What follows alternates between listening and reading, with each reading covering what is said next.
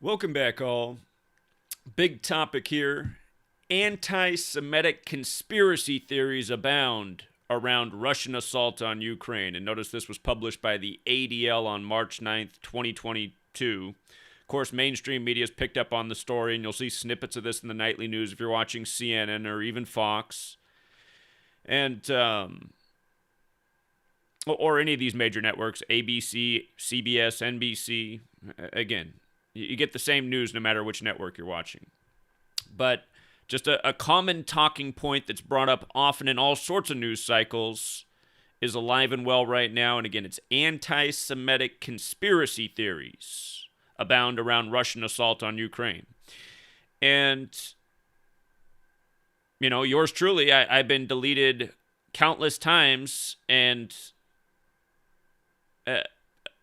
allegedly this has been the accusation.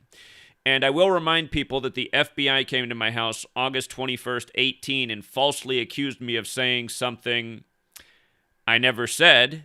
And they said they had the proof that I said it. And then I said, okay, show me, because I know I never said that. And then, of course, they didn't come up with any proof, but they sent me a video hours later. They emailed me after they left my house and said, this is what the evidence is. And then I watched the video, and I didn't say what they accused me of saying, which they knew too. But what I did say is, if we don't burn down the U.S. federal government, it's going to burn us down. And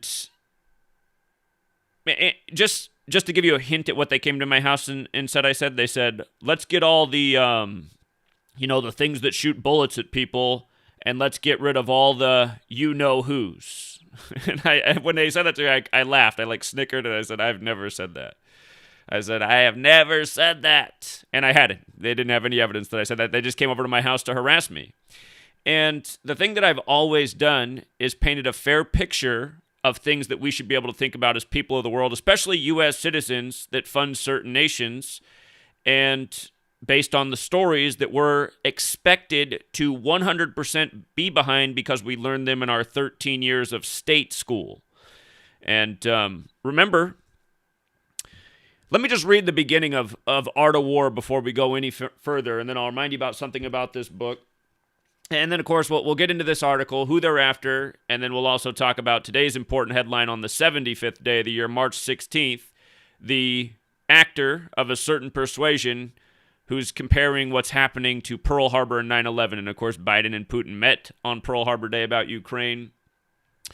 But we'll talk more about this on the 75th day of the year. And, again, I called the ADL years ago and talked to a lot of people at their network and asked them about headlines like this and what they thought, and we couldn't get a response, and nobody followed up. Some of you guys might have watched that live stream. We were probably calling the ADL for a couple hours, asking about things like this, what they thought of this. The New York Times, October 6, 1940, New World Order pledge to Jews.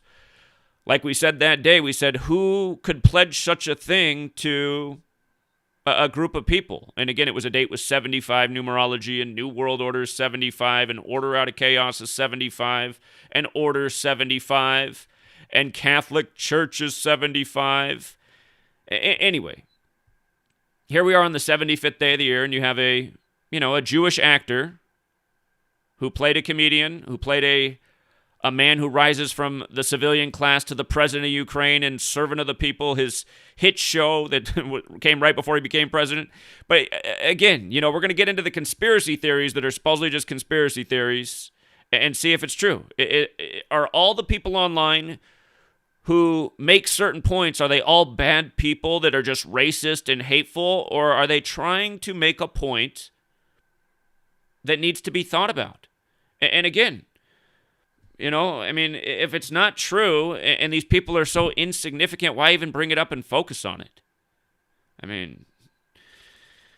Anyway, we'll read the article and then, hold on. We will read the article, but first I got to read from Art of War about the state, about the significance of the state. Again, Art of War, translated by Father Amiot, the Jesuit priest, the only reason we know about this book. And the Jesuits are Catholic and Jewish and created in response to Martin Luther's Protestant Reformation. But anyway, Chapter 1, Laying Plans. Sun Tzu said, we're not going to read a lot of this. Sun Tzu said, the art of war is of vital importance to the state. That's how it begins. 2, it is a matter of life and death, a road either to safety or to ruin. Hence, it is a subject of inquiry which can on no account be neglected. 3, the art of war then is governed by 5 constant factors to be taken into account in one's deliberations when seeking to determine the conditions obtaining in the field. 4, these are 1, the moral law, 2, heaven, 3, earth, 4, the commander, 5, method and discipline. And then there isn't a Rule 5 or a Rule 6 alone. It's Rule 5-6. Again, we'll get to why that is. You have to be a hardcore coincidence theorist to not get it. But anyway, the moral law causes the people to be in complete accord with their ruler so that they will follow him regardless of their lives, undismayed by any danger. Think about that. For the record, Washington, D.C., like Society of Jesus, equals 56 in Gematria. The latest update of Ukraine says 56,000 Jews live in the country. But again, Rule 5-6, the moral law causes the people to be in complete accord with their ruler, so that they will follow him regardless of their lives, undismayed by any danger. And again, if you read the book, you find out that the one who makes the most calculations wins the battle, and it's better to defeat your enemy without even having to fight them. It's better to take over a nation without a single battle being fought. And again, I want you to think about those concepts in light of what we're going to bring into this presentation. But let's also read the article that the ADL put out, and let's see who was identified, and let's see what they're saying that's so bad, you know? It says, since Russia's invasion of Ukraine on February 24th, 2022, remember that was the date with 68 numerology, just like how World War I and World War II began on 68 date numerology, just like how 1968 was the year the plan went into motion for 9/11, 68, 68, 68, 68 the year the Club of Rome established, and again, there's reasons for all of this. Let me just read the article,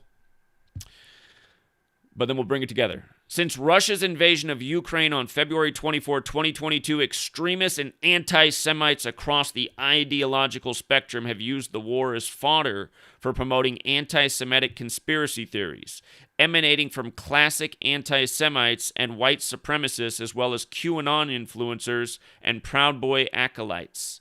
Classic tropes of Jewish power, financial control, and abuse of the Holocaust narrative abound online.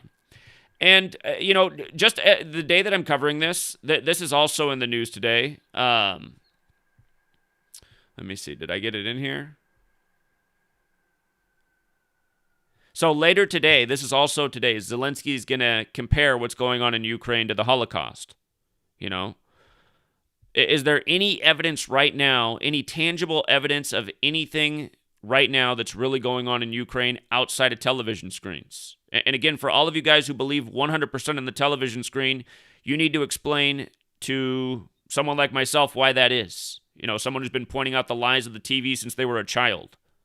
You know, TV is obvious propaganda every day, and so often it's lying to you to steer you into a major military agenda, whether it's a war or a mass vaccination campaign called Operation Warp Speed conducted by the U.S. military.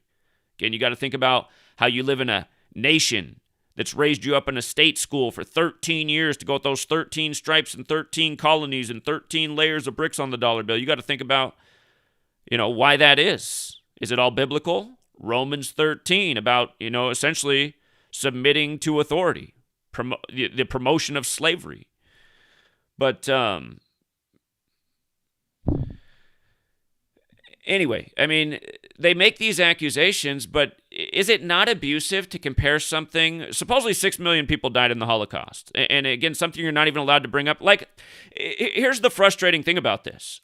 I'm not an anti-Semite, but I know that anti-Semitism is a real thing. Look at how many people have made videos attacking me and saying I'm a Jewish shill when I'm not even Jewish. And I could prove that all day. I'm not circumcised. I was raised Lutheran. About 1 million people in my life know that. Nobody knows me to be a Jew. I've never even been in a synagogue in my life.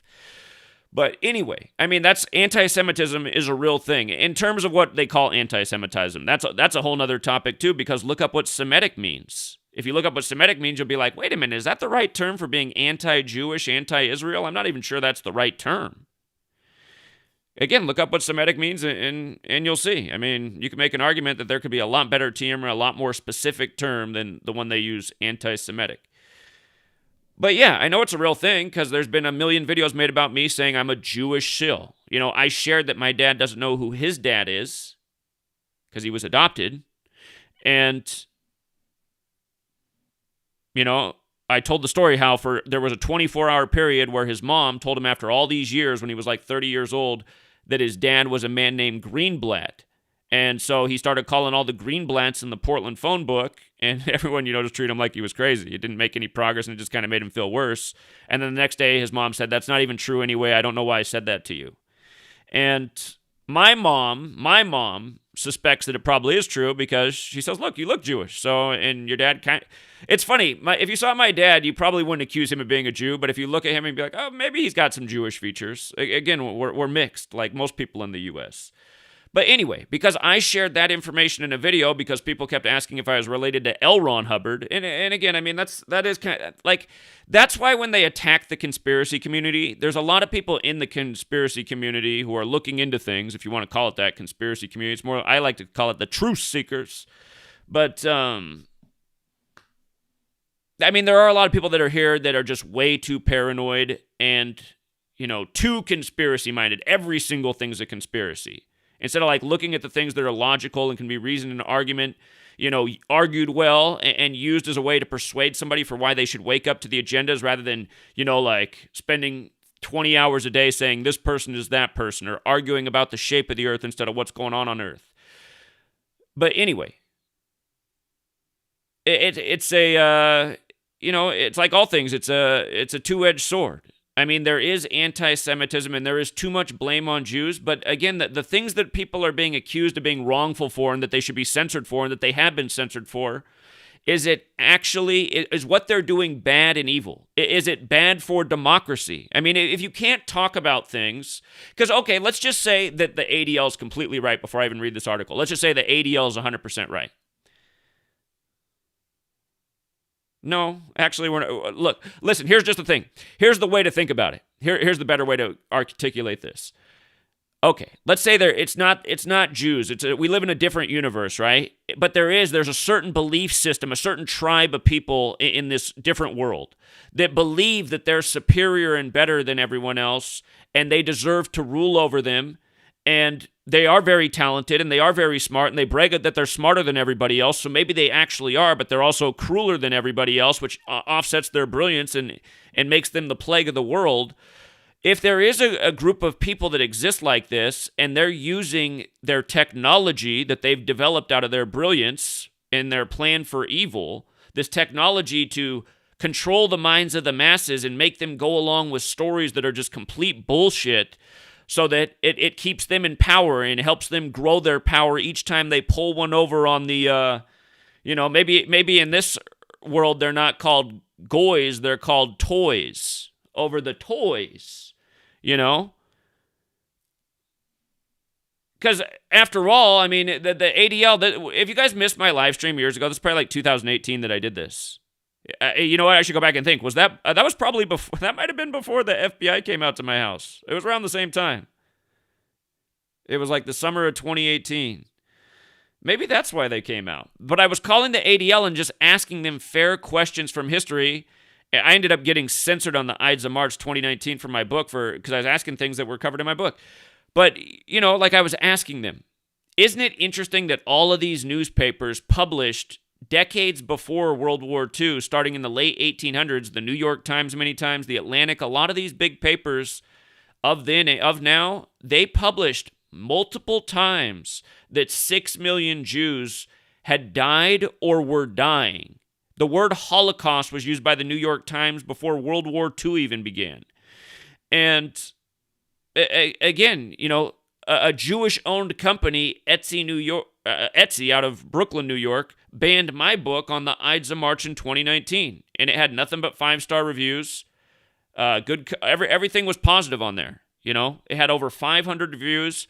All but one were 5-star, and the one that wasn't 5-star, I think they meant to give it that because they wrote one of the nicest reviews, but then somehow clicked the 3-star button, which didn't make any sense. I think it was one like an auto. But anyway, I mean, I just didn't have any problem on there. I had good seller feedback. Anybody had a problem, I just sent them another copy. I mean, and it was a great revenue stream for me. It was the best seller I ever had for my books, ebooks, physical books, period. And they banned that on March 15, 2019. And there was 2 other websites that I also had it for sale on where it didn't sell as much.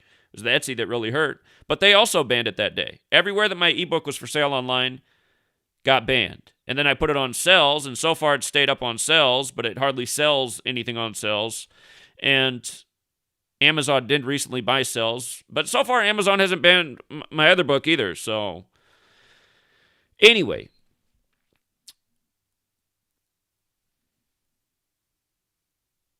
If you're going to have a healthy society, you got to be able to have conversations. And if people, like even mentioned in this article, are wrong about what they're saying, then why not let their content be up so the world can, let them know through the comments and the feedback and the response videos that are made.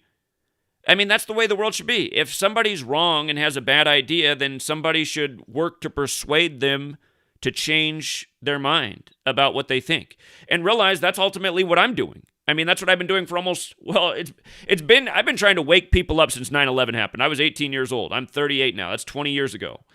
And, the last 9 years, in August, it'll be 9 years straight. It'll be 9 years straight in August of doing this every single day, trying to wake people up to the agendas that are being waged. And I don't say that, I've always told people you can't just blame everything on Jews. That's not right. And most Jewish people in the world don't have anything to do with what's going on. But again, I mean, it's obvious when you look at a lot of the faces on the TV laughing at us, such as Zelenskyy, who's a former comedian who's part of, and I mean, everybody knows what the world of entertainment is.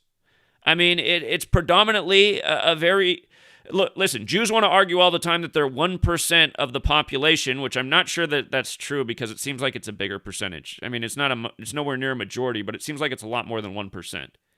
I want to say it feels like at least 1 in 10 people are Jewish in the U.S. Maybe it's 1 in 20, somewhere in there. Not 1 out of 100. And it's just like, you guys, I'm in Yakima. This isn't a Jewish town, but you remember when I was out on the corner every day and there was the guy who started driving home, because he had like a 5-mile walk in his work boots, so I started driving him home. And then the thing that got annoying about it was, he was coming every day, and he was coming earlier and earlier, and I was like, I want to be out on the corner longer doing the pavement pounding, but I started giving this guy a ride when he needed one. And, he was a nice guy, and he knew a lot, and he was a Jewish guy. And it's like, I mean, definitely more than 1 out of 100 is the point I'm making. But anyway, let's read this article. Let's hear how bad it is, and then let's again seriously think about why we can't have conversations about things. Like, shutting down the conversation is not a solution. And that's why Google knows when they ran that story. I think it was March 4th, 2018. I think that's what day it was. It could have been April 3rd. It was either March 4th or April 3rd. That supposedly somebody who'd been banned on YouTube and felt censored went there and did a mass shooting at the campus. And it's the big tech company, and the supposed shooter looked like a digital image. Anyway. And of course, we know who's the face of YouTube right now that's doing all this censoring, right? So I guess that only 1% of the population, but man, these people are everywhere. You know what I mean? So just based on the stats that the ADL promotes, it helps actually support. If you're downplaying how many people in the world are Jewish, and just saying everything's a coincidence, that it's a disproportionate amount in Hollywood and TV and news media and CEO positions. I mean, that just opens the floodgates for conspiracy-oriented thought. That's what I hate about these people. It's like they censor you, and then they promote the reason to. It's just anyway. Let's look at the article carefully here, and then go through what's wrong. And if I see things that are wrong, I'll point it out. I feel like I'm very fair in this subject. Like I say, it's the Jesuits. It's a Catholic-Jewish alliance. It's not every Catholic. It's not every Jew, so you can't look at it that way, but you got to identify the ones who are in on it, like Anthony Fauci, like Donald Trump, like Joe Biden, like Klaus Schwab, like Gavin Newsom, like the Cuomos. like the head of the CDC, like head of so many of these agencies. The Anderson pooper scoopers of the world. Okay, I'm just going to read the article from the top. And here we go. Since Russia's invasion of Ukraine on February 24, 2022, extremists and anti-Semites across the ideological spectrum have used the war as fodder for promoting anti-Semitic conspiracy theories, emanating from classic anti-Semites and white supremacists, as well as QAnon influencers and Proud Boy acolytes. Classic tropes of Jewish power, financial control, and abuse of the Holocaust narrative abound online. In just a few short weeks, tens of thousands of social media users have been exposed to these dangerous lies. And notice things like even DuckDuckGo have come out and said that they're going to start censoring their DuckDuckGo. It's obvious they started censoring their platform a while back, but now they're being public about it. They're going to do it in the name of Russian misinformation, propaganda that's persuasive to Russia. And perhaps that's, perhaps that's how this video will be identified too, even though I'm just speaking thoughts as an American and this supposed democracy that we're supposed to have. But some allege that the war itself is orchestrated by Jews for both financial control and global prowess. Others refer to the Kazarian mafia or the Kazarian invasion to justify and even celebrate Russia's invasion. This conspiracy alludes to the belief that modern Eastern European Jewry descended from a people known as the Khazars, who allegedly converted to Judaism in the 8th century and lived in present-day Ukraine. Believers claim Putin's incursion into Ukraine was a means to help the country counter-dispel an invasion of Khazar Jews. And so, again, we know that kind of stuff is not what's going on. Again, everything they do is number ritual. It's 30 years since the Soviet Union fell. Christmas Day, 91. This whole thing happens right as Gorbachev turns 91. It's clearly all synced up with the Pope and the Superior General. It's clearly Jesuit, but again, the Jesuits are Catholic and Jewish. So, and it's not to say that it's just Catholic and Jews. The Jesuits work within all religions. They got Buddhists on their team, Muslims on their team. And again, you can't just go out and blame, everyone in every religion. Well, you could say that maybe religion's a big part of the problem, and that's something humanity needs to evolve from. But I'm sure the Jesuits got plenty of atheists in their camp as well. And in a way, I would argue that atheism is a religion in itself. It's a belief that cannot be proven. Atheists will get offended. No, it's not. They're similar. They're very similar. Beliefs that cannot be proven, and just being real stubborn about the beliefs. You'll find that with atheists. You'll find that with religious folk.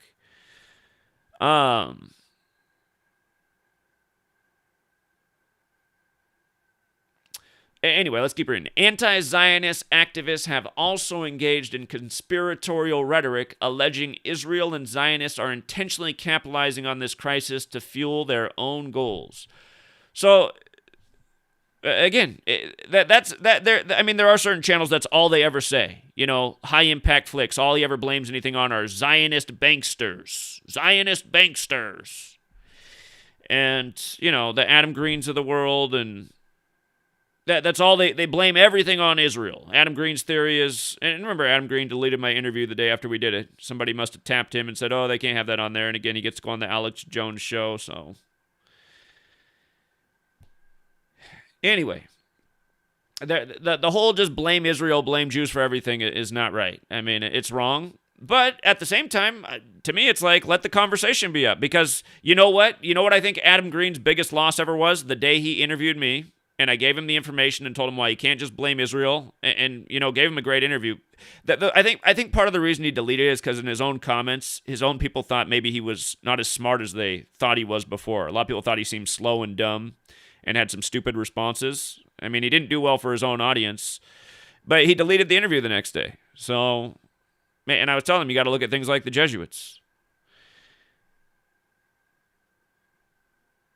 So again, he writes, ADL writes, anti-Zionist activists have also engaged in conspiratorial rhetoric, alleging Israel and Zionists are intentionally capitalizing on the crisis to fuel their own goals. Again, we know this is a part of an agenda, and it is to capitalize on their own goals, but it's not all Jewish, Key anti-Semites weigh in. Brother Nathaniel. So Brother Nathaniel's a former Jew. And, you know, the ADL seems to probably hate him more than anybody. And so it's like, I don't know. I mean, the belief is in Christianity, last I was told, is that when you're baptized a Christian, you're a Christian for life. I imagine when you're circumcised a Jew, that you're probably considered a Jew for life, but I'll have to check into this. But technically, I'd be considered a Christian for life. I'm a baptized Lutheran. And for all the Lutherans out there, pay attention when you go in church. There's IHS everywhere, which is the Jesuit acronym, and they work by infiltration. I'm also pretty sure that the Counter-Reformation was all a setup to help actually expand Catholicism. Anyway, Brother Nathaniel, street evangelist and anti-Semitic provocateur, Brother Nathaniel. Again, why doesn't the ADL say he's a former Jew? I feel like that's an important detail. Went on an anti-Semitic rant invoking the age-old blood libel conspiracy, which claims that Jews murder non-Jews and use their blood in religious rituals.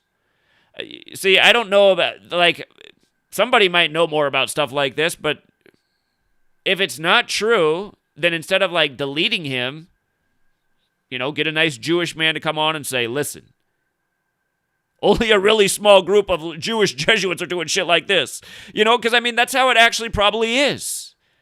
It's not, I don't think every Jew's, you know, I mean, I grew up around some Jewish people, and they weren't really that bad until they found out I figured out gematria, but anyway.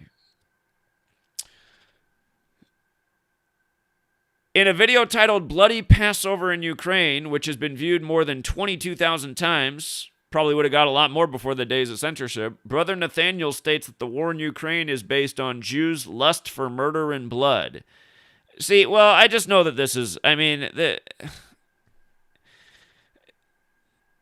again, this is how they manipulate the world. And remember, it says right in here in Art of War, you know, it's better to just, like, trick people and just not even fight the war. And we're living in the easiest day and age to ever do that. People are parked on their ass, and now they really can't get out of their house because their Uber driver can't afford gas. Anyway. American and European NATO soldiers he says, and the blood of Ukrainian, American, and European NATO soldiers would have curative power for Jewry. That puts the Jews on top. Later in the video, Brother Nathaniel names Jews who work in the Biden administration to claim that the Jewish blood ritual is the center of U.S. foreign policy for Jew-led America, and that the war is being fought because only the dried blood of Orthodox Christian Russian soldiers will nourish the blood cult of yet another bloody Passover.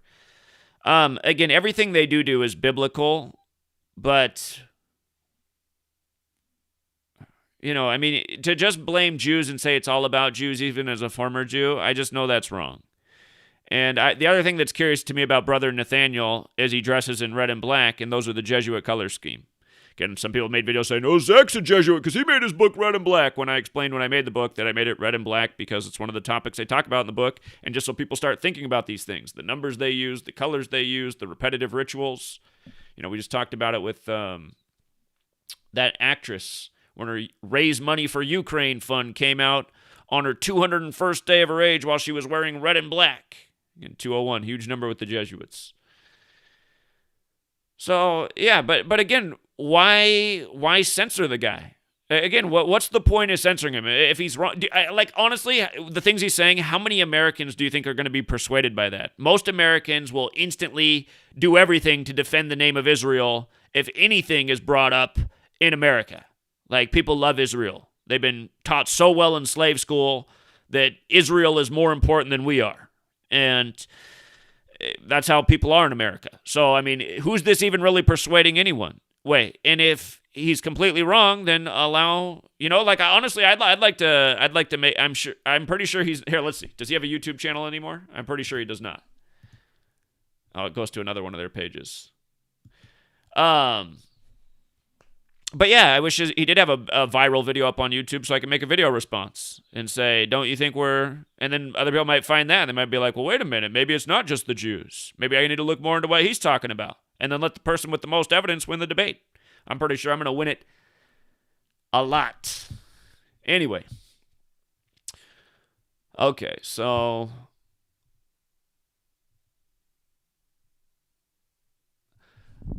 Another, again, and for people who are out there are people who think I'm shilling because they're like, I hate when Zach says it's the Jesuits. It is the Jews. Okay, you guys. Again, you need to think about things. You guys really need to think about things. I mean, just think about the New York Times just writing an article like this. Like, if you pledge something to somebody, somebody has to do the pledging. And just because it's written in the paper, does that mean it's true? Or do you think this was a little bit symbolic, right, as World War II was underway and just years before the establishment of Israel? You know what I mean? This is just how they've been operating the whole time, laying down the clues. So, again, we're going to get to Zelenskyy here on the 75th day of the year, bringing up the Holocaust, 9/11, Pearl Harbor, invoking Martin Luther King Jr., but it goes on. So this is still Brother Nathaniel. Another video on Brother Nathaniel. Oh, he's on BitChute. BitChute channel with more than 22,000. Oh, we saw this. Or no, this one also has 22,000 views apparently. Yeah, okay. Up here, the video has 22,000 views. Down here, the video has 22,000 views. BitChute's clearly censoring views as well. Another video on Brother Nathaniel's BitChute channel with more than 22,000 views links the war in Ukraine to the anti-Semitic conspiracy theory of Jewish financial control, referring to the U.S. efforts to sanction Russia as the work of the Rothschild U.S. Jewish Fed, and claiming that Ukraine is just a pawn in the Jewish game to strike against Russia. Okay. So, again, for the people who say everything is a Jewish conspiracy, who are the world's first bankers? Are they Jews? Oh, they're not. The world's first bankers are the Knights Templar, the Catholic Knights. And why are they the first bankers? Well, because they had smarts, but they also had the means to protect things of interest. They were trained fighters, with the right horses, the right armor, the right weaponry. There's a bunch of them. Most people couldn't mess with a gang of knights. That's who you need something to be protected. You need to get your valuables from one place to the next. This is the group to have do it because they're the ones that can protect your valuables. So again, the Knights Templar are Catholic. So the first bankers are Catholic. So do we really think it's just totally Jews? People will come in and say, well, remember the Rothschilds, they supposedly gave a bunch of money to the Vatican and got them out of a financial hole, so how do we know that the Rothschild relates to the Red Shield? It's kind of like the Templars with their shields with the Red Cross. And remember, the Jesuits, that was the merger of Catholicism and Judaism because Martin Luther, the leader of the Protestant Reformation, he had it out for both Catholics and Jews. So the two got united. And the next thing you know, you got the Jesuits. And then it brings together the might of the Catholic Church and the Jewish mysticism and intellect of the Jews. Again, this is why I just feel like anyone who just blames Israel and Jews, they're just never going to win that argument. It's not Israel. Where do you think Israel came from? Can't see it was the product of an ongoing narrative that's still playing out. You can't forget the day after 9/11. Again, he's invoking 9/11, the Jewish actor today, Zelenskyy, the Jewish comedian.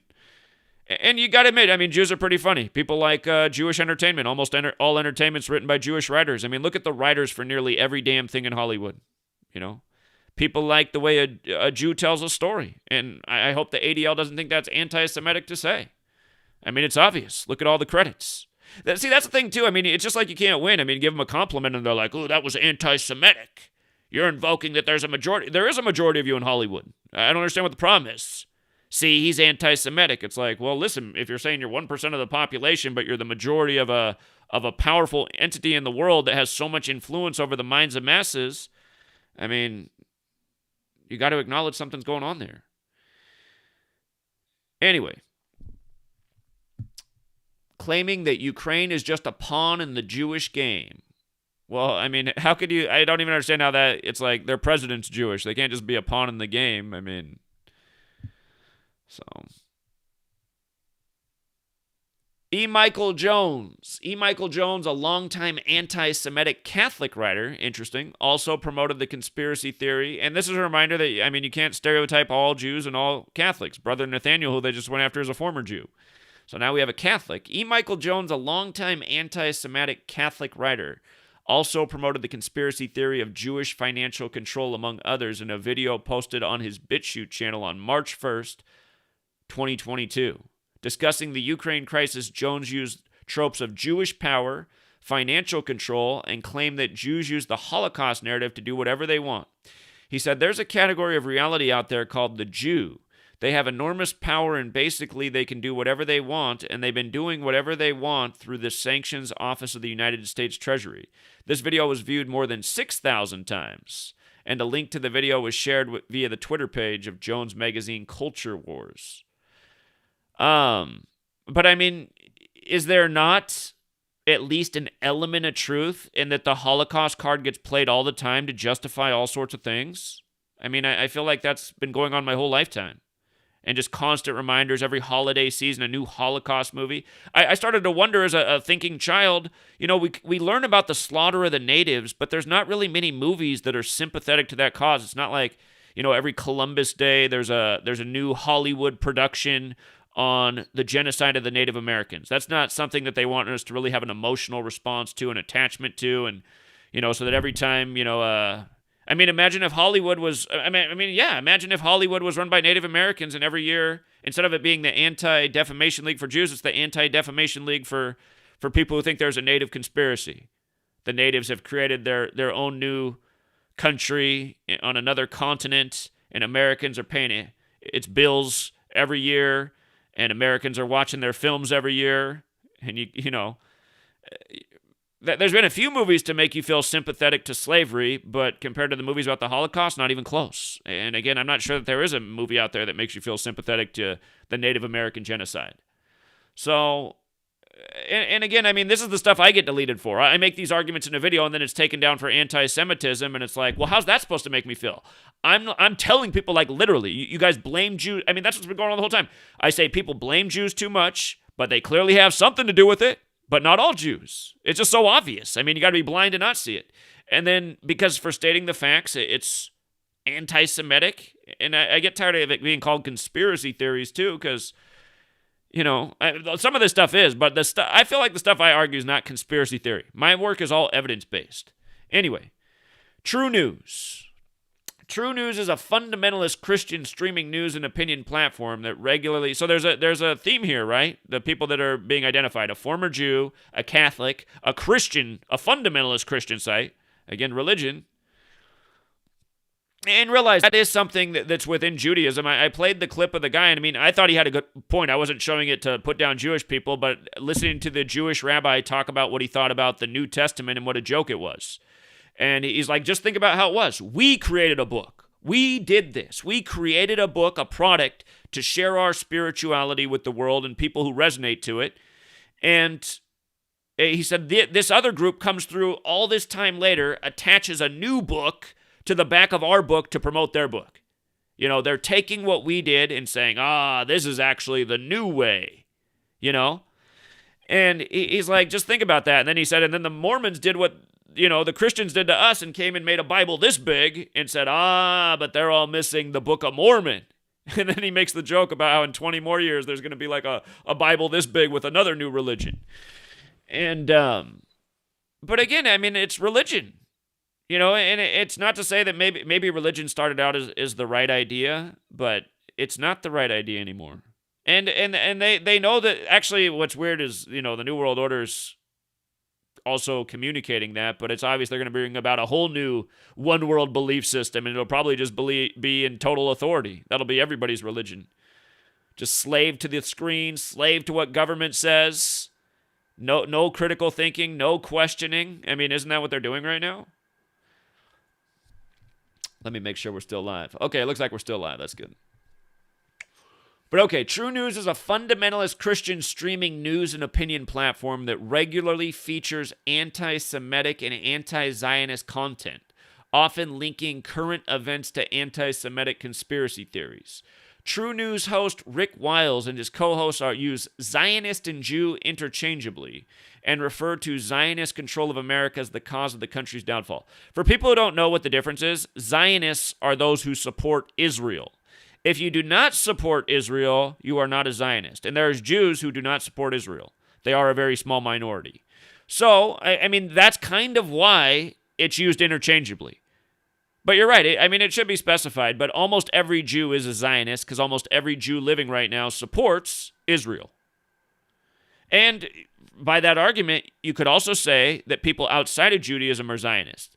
Americans who have that, they love Israel more than their own nation and people, they're essentially Zionist. So I would say Zionists can go beyond Judaism. Of the invasion of Ukraine, Wiles claims that Zionists are driving the world to war for profit.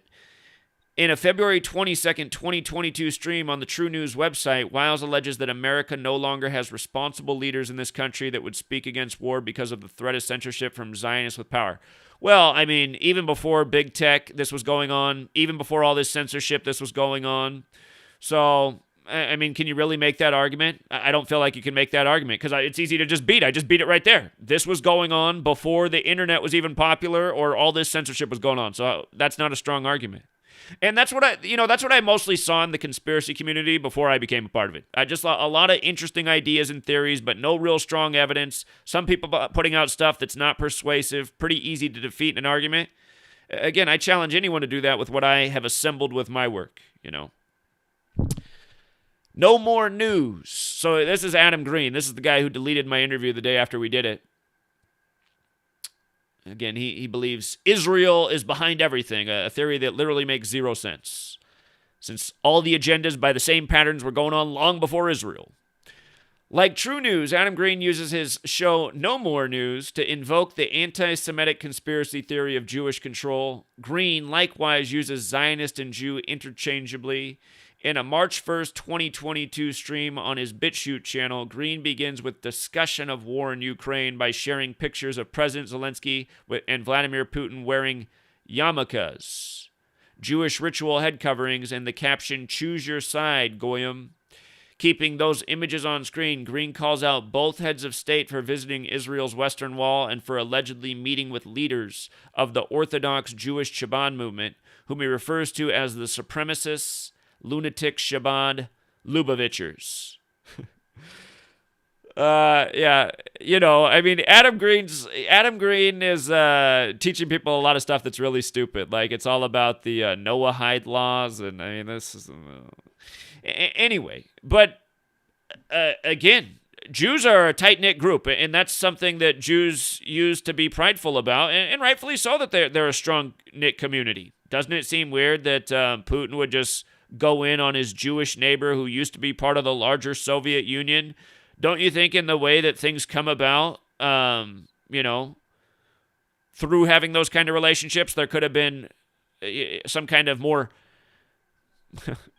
a different way of going about things besides supposedly evacuating towns and then bombing empty apartment buildings and old hospitals. And again, they're telling us these things. Like, all day they were telling us that a maternity ward was bombed, right? And then they're showing the cameras through the same rooms, like the same, 2 seconds on this room, 2 seconds on this room, 1 second here, a half second here. This same collage of this building all day. And it's like, man, I haven't seen a piece of hospital equipment in a single one of these rooms. You'd think that this is a maternity ward. You think there'd be like a room full of incubators? But again, you just look at what they've done all these years. Saddam Hussein, that they're killing the babies over there. We got to kill them. They're evil. Vladimir Putin's bombing children's hospitals and maternity wards all day. I mean, you would just think, like, what kind of military strategy is this anyway? Maybe this is why Russia's getting their ass kicked. They're not fighting the war. They're just looking for maternity hospitals, But, again, even though Adam Green's kind of a moron and definitely wrong about a lot of things, he does see the Jewish element because, you got to have your eyes closed to not see it. Yeah, if we have two leaders, next-door neighbors, that are doing this super suspicious ritual and they're both Jewish, and it's going on during this, not to mention today's thing with Zelenskyy comparing it to all this stuff as Purim, another Jewish holy day.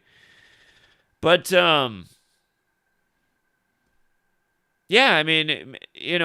would agree that, but allow Adam Green's content to be up. If Adam Green was still on YouTube, I'm sure the debate would have happened by now again, and maybe this time he would have kept the video up, and I'm pretty sure I would have won the debate. It might have made some people go, you know what? Maybe it's not just the Jews.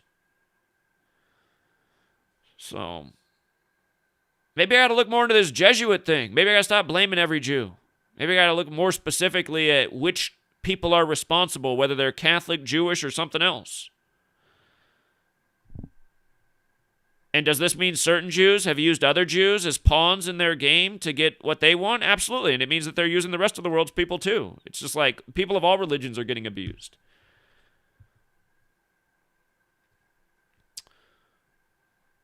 So, okay, so here's the Adam Green photo they're talking about.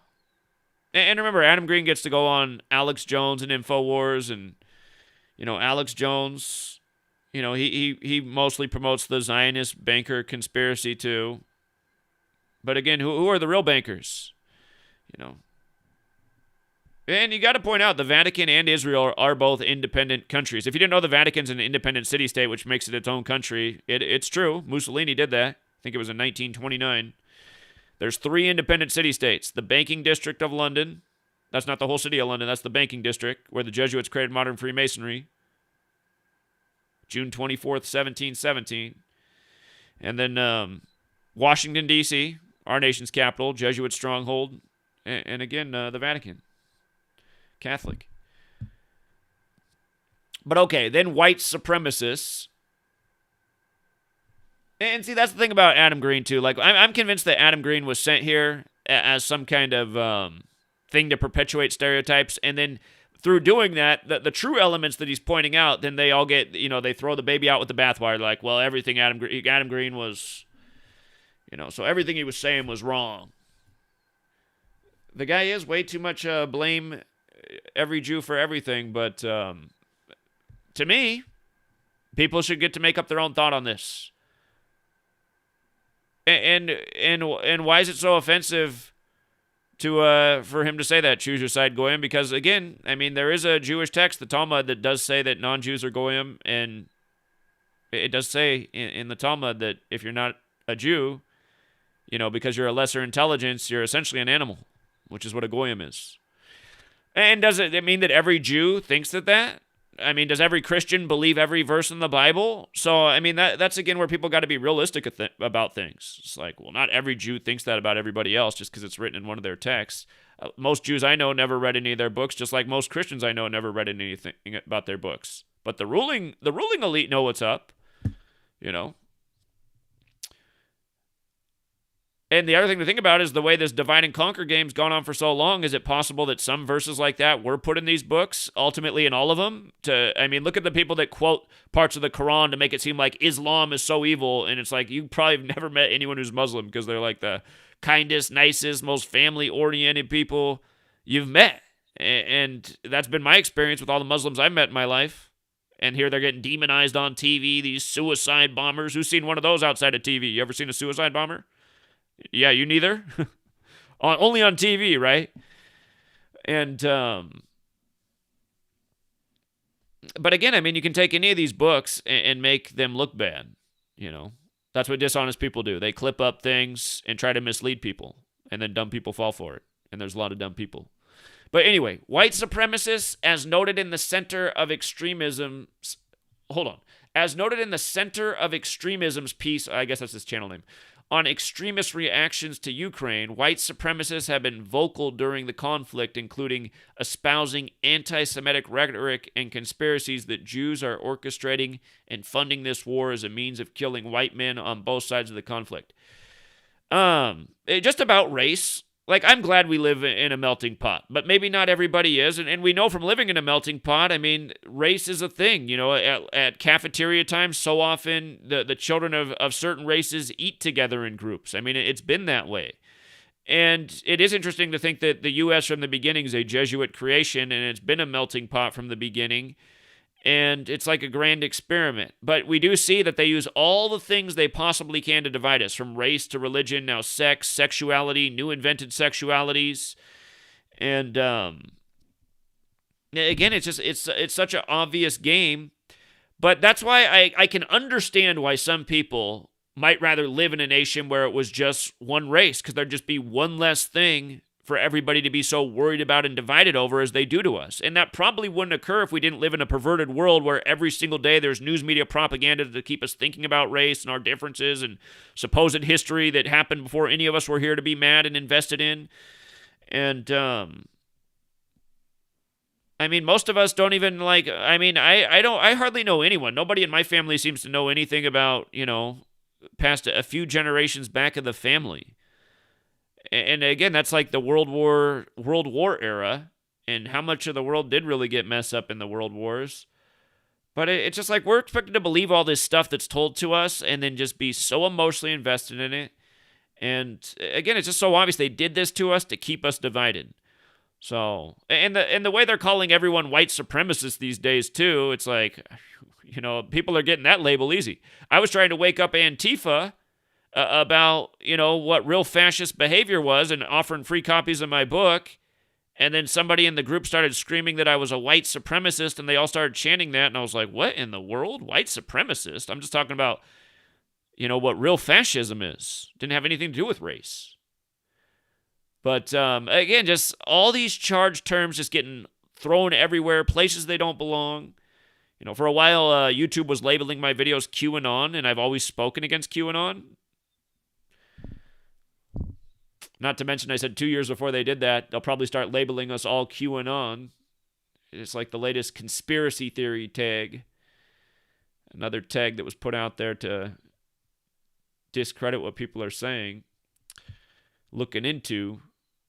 But okay, then it goes on. The official Telegram channel for the white supremacist White Lives Matter movement shared their take on the war with their 11,000 plus subscribers, writing that both sides are controlled by Jews.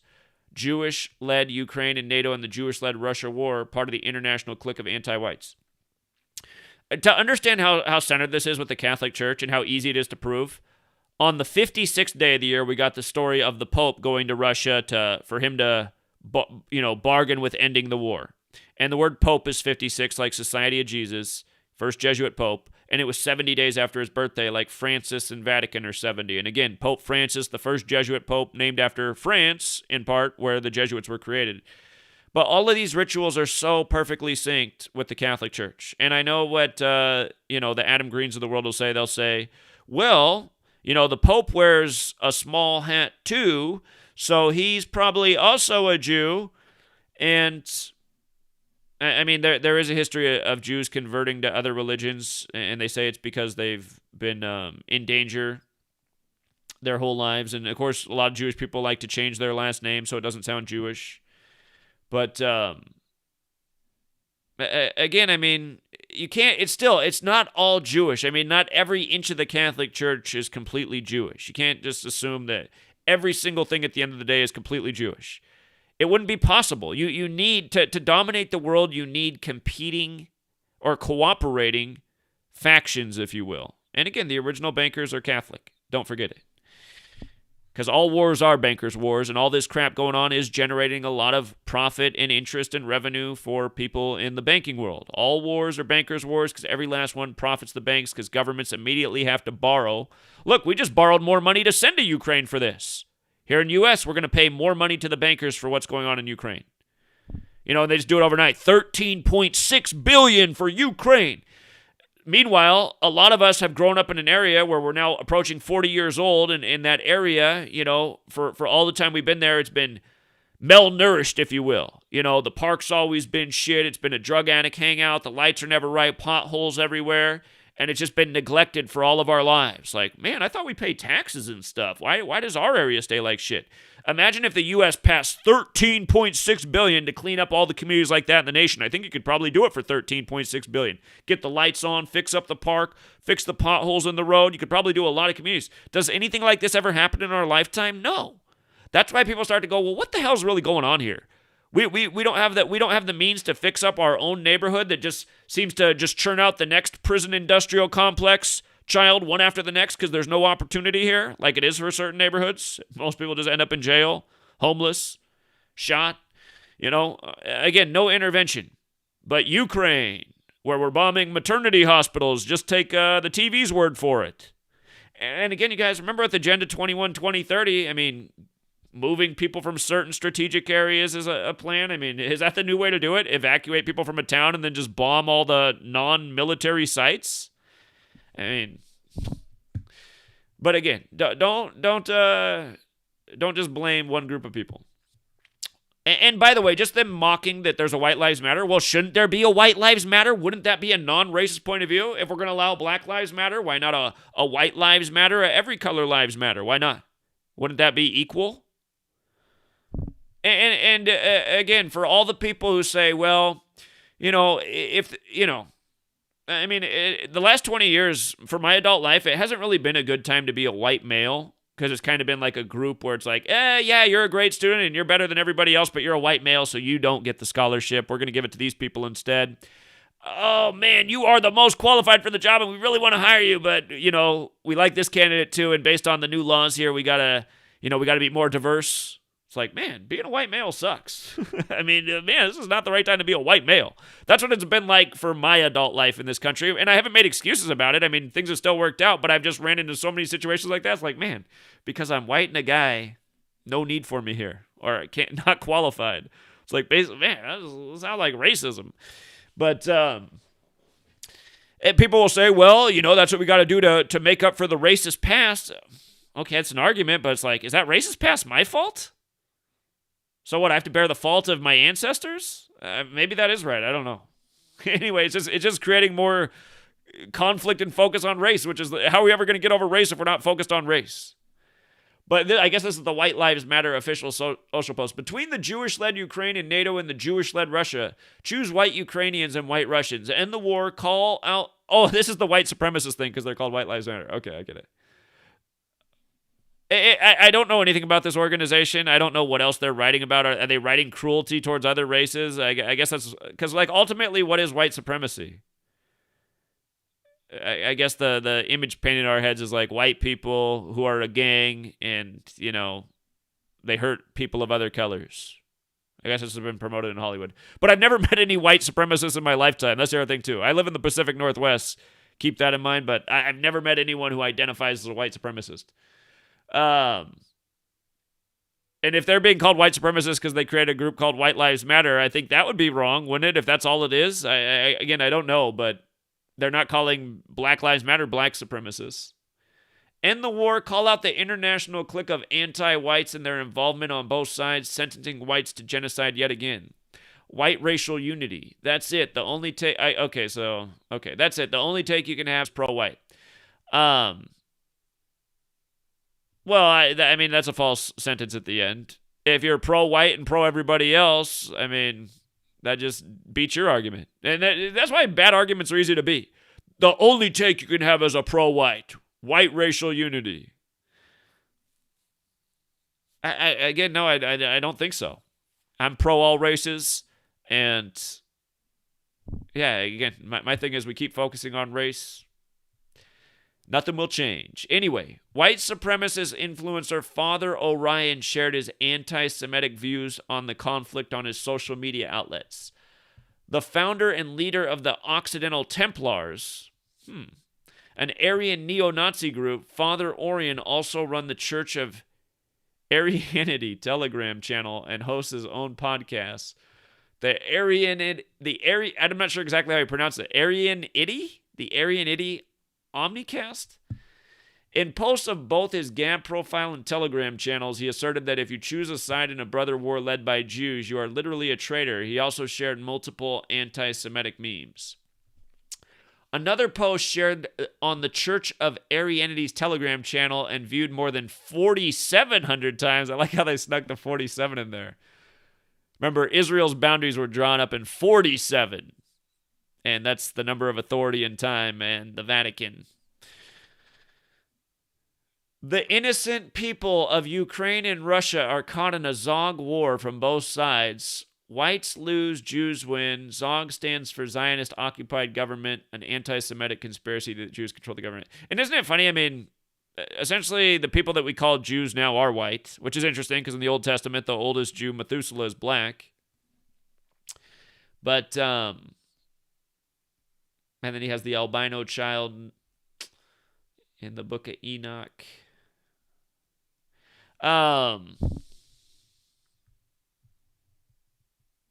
But yeah, I like how they got the 4,700 in there. Yeah, but again, why not let it be up? I mean, how many people are going to resonate with that? I don't think many people want to be white supremacists and racist. The people that like the probably the most common racism that people actually have in America is they might be intimidated by a big black man if they are walking alone on the street at night by themselves. And the reason why is because for almost all their life, it hasn't been as bad as it was in the 80s. But I just remember growing up as a child, every night on the news, wanted black man for something dangerous, hurting somebody, killing somebody, doing something bad, almost every night. And just like a vague description of a black man that could be like any black guy in the town. And again, people who believe in the news, they're like, man, there's so many bad black guys out there. They're every night in the news. Another black guy wanted for something bad. And again, who's responsible for that? Because I grew up around black people and they weren't bad people. But on the news, if I just watched the news every night, I would have thought, man, black people are dangerous as hell. News is painting the picture in everybody's head. Okay, then they got Sean Sweat, or Sweet, however he pronounces it. A white supremacist with large... I like how his name's SS. Sean Sweat. SS.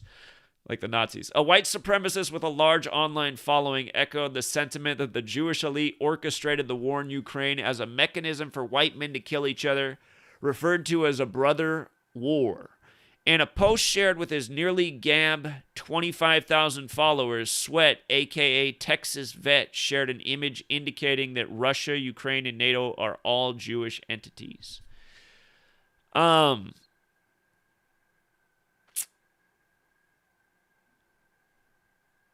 mean, all Jewish? I know the Jesuit order was preserved in Russia, and they weren't all Jewish. So I do know that everything they do is by Jewish mysticism, and that's obviously, but that doesn't mean, it's just like, I'm not Jewish, but I could start operating by the Jewish mysticism code, and so could anybody who's learned from me, right? You learn this information, you don't have to be Jewish to use it anymore. And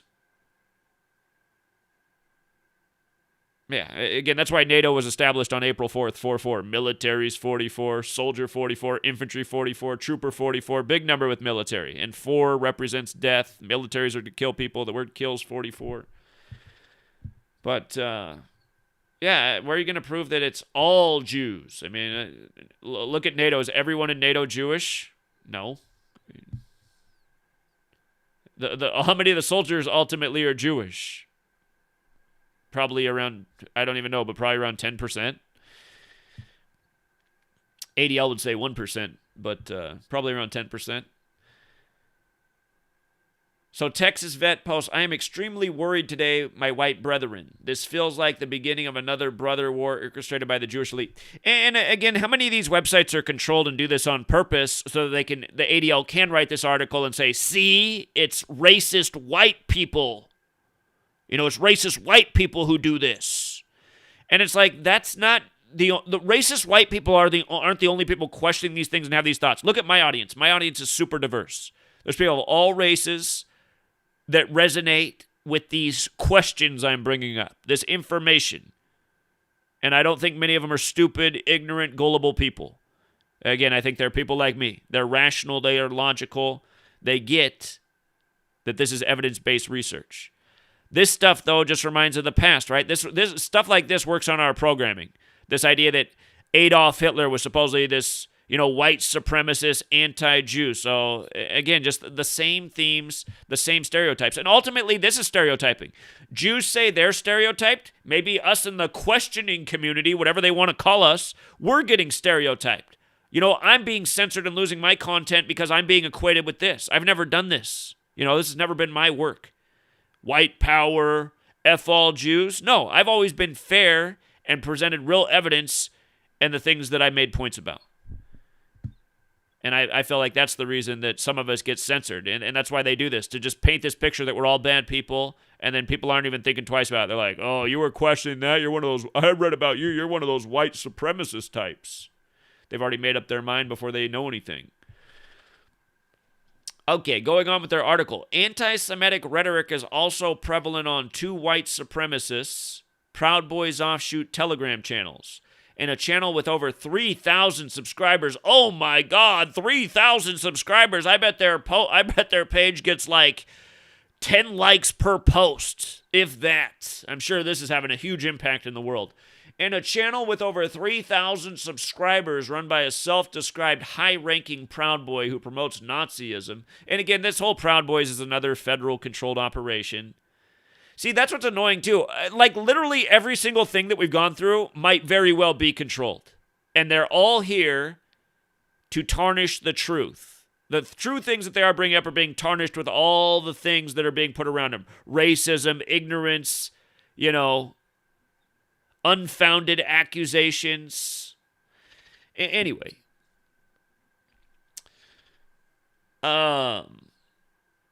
A post called for white men to collectivize and remove Jews from power in our nations. Again, something that I think the ADL should respond to is just like, come up with a good argument. Why have Jews been removed from so many countries throughout history? There must be a reason for this.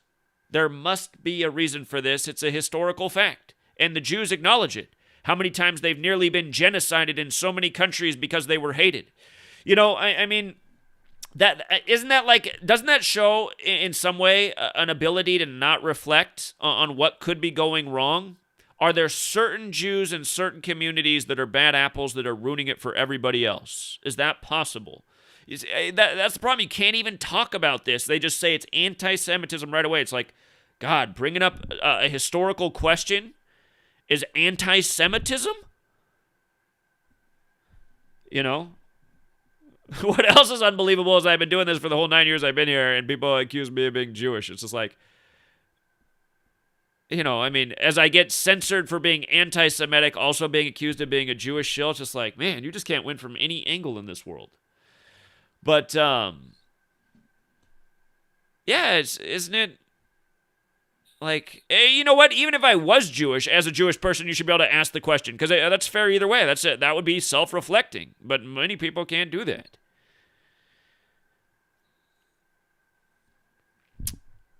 And I don't think we need to remove Jews. I mean, again, that we might have to remove certain Jews, certain Catholics, certain Muslims, certain Protestants, certain, atheists, certain agnostics. There might be certain people that need to be removed because they've been doing really shitty things to humanity. But yeah, I mean, again, censoring this stuff just makes it seem like, well, maybe they're afraid of people looking into some of these things and actually thinking about it. Isn't that kind of the theme of 1984? Wasn't that George Orwell's warning about this future society, group of people who would do things like this? Lie to them, control them with screens and propaganda, constantly change the history books to favor their cause. And they got that world with the internet where they can just update a post in a second and it no longer says what it said before, or now it says something totally different, or now it's a whole new stat. Like, how many times have they had to change the plaque at Auschwitz? Another question that needs to be asked. And if you don't know what I'm talking about, look into it. They've had to change the number on the plaque at Auschwitz a bunch of times. It's gone way up. It's gone way down. It's gone up, down, up. There seems to be a conflict here in what the number is that supposedly happened here. And that one number that you arrived at was one that was published so many years before it supposedly happened. Again, that's the real reason Etsy banned my book, for publishing all the dates that the New York Times wrote about the Holocaust and the death, or the near death, of 6 million Jews decades before it happened. And it wasn't a lie, it was a fact that everybody could look up, and it caused a book to be taken down for anti-Semitism on the 74th day of the year, which is hilarious because I teach about gematria, and in the most simple cipher, Jewish is 74, gematria is 74, English 74, occult 74, and so on. That was the old Ides of March. Essentially took the knives to my book. Anyway, the Western chauvinist and overtly white supremacist offshoot of the Proud Boys Telegram channel with more than 44,000 followers posted a number of anti-Semitic conspiracies referring to the war in Ukraine. Remember how they were saying Trump was anti-Semitic? But then he's like in Israel on Jerusalem Day, and he's got his head on a commemorative coin to raise money for a future third temple. Like, I mean, come on. And I'm not convinced that, Donald Trump doesn't have a little blood in him. You know what I mean? And then he was right at the Vatican for the most perfect day with the Jesuits right after his Jerusalem Day trip. But again, this guy's got 44,000 followers. Whoop-de-doo. Posted a number of anti-Semitic conspiracies referring to the war in Ukraine. In a post viewed nearly 10,000 times. Wow, it's like that times a gazillions what CNN and all these cable outlets reach every day with, their same stories, their same images, their same donation lines, their same causes, their same talking points, their same agendas that, again, are supposed to make you forget about your own crumbling neighborhood while we now worry about another place across the world. Anyone paying even a small amount of attention can see that the Jew tribe is behind this. Another post with more than 6,600 views reads, at this point, Russia versus Ukraine is so convoluted that you can't tell who is Jewing who. And why can't, okay. I remember it was a few years ago, it was another Jewish sitcom, and there was like a joke, and like a Mexican guy comes out, and he thinks the police are driving down the street, and the Mexican guy's worried they're there for them. The black guy's like, there's a black guy in the room, and I forget how he reacts, but he also thinks he's in trouble, and then I can't even remember what the other person was, that like a Chinese guy, and like typical Chinese guy, he's got nothing to worry about. Just a smart student or something, but just a total Jewish joke that plays on all these, racial stereotypes that largely they've helped create. And it's like, that's okay. That's advertised. After tonight's football game, here are these jokes on these group of races. Tune in. And imagine in a different world, there's a joke about 3 different people and one of them's a Jew. Why not? How tight he is with his money. Right? I mean, why not? Oh, look at you, you anti-Semite. It's like, why are you guys the only ones who can't have jokes made about you? Like, even the Catholics who run the world let it be known, that they're raping everybody in the ass. I mean, why not just take the same fucking road? Like, you're untouchable. Fuck you. We're going to do it the way the Catholics do it. They're not hiding that they're plugging everyone in the ass. I don't know why you guys just, the ADL, I beg you, take on the new approach. Our IQs are higher. That's why you fall for all of our bullshit, and you're going to continue to fall for it because you like your fluffy cheese snacks and your TV writing that we give you all day. Just take that fucking approach. And then you both are on the high road, As far as I'm concerned, that'd be the high road. You're putting it in people's face and saying, fuck you, what are you going to do about it? We know why you wouldn't do that, I'm joking. Then people would get motivated, and then something probably would happen about it. And again, that's what I think these guys don't even let the smoke start to form. Okay. The administration of the channel also set up a poll for users to vote on. Who is going to gain the most from this war? 78% of respondents selected the Jews from a list of 5 choices. So there weren't really any better. I mean, how come this person wasn't even smart enough to think about, the Catholic Church and the Vatican, the Jesuit cabal? It just goes to show they don't even really know what's going on. They're listening to Adam Greens of the world. They're saying everything's Jews. Everything is Jews. So, QAnon influencers. QAnon social media accounts have also posted anti-Semitic conspiratorial content since the Russian invasion began. I guess this means the federal government's posting this, because that's what Q is. QAnon John is a popular QAnon influencer who runs a Telegram channel with more than 81,000 members. Over the past few months, he has shared anti-Semitic content several times, including a post claiming that Ukraine is the home base and last bastion of the Kazarian mafia who happens to control the world's deep state. Why would that be true? The last bastion is Ukraine? It doesn't even make sense. There's Kazarian Jews all over the world. Influencer Ann Vandersteel also promoted the Kazarian myth to her 37,000 plus Telegram channel subscribers, sharing a downloadable document describing the alleged Kazarian mafia, which reads, in part, The Rothschild KM created a master plan to control all of Judaism and mind control Judaics and gain control over the banking and Wall Street professions in general, Congress, the major mass media, along with most wealth and economic means of success. Let me tell you what's wrong with the whole Rothschild conspiracy. You have the banker with the keys to the bank who runs the bank. He runs as honest of a bank as possible.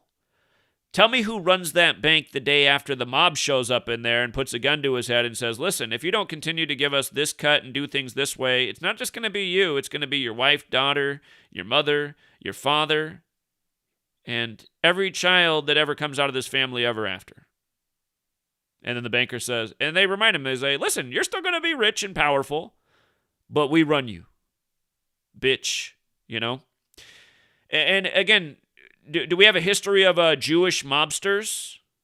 Well, if you watch The Sopranos, they do go to a Jew at the end of the day. That's interesting.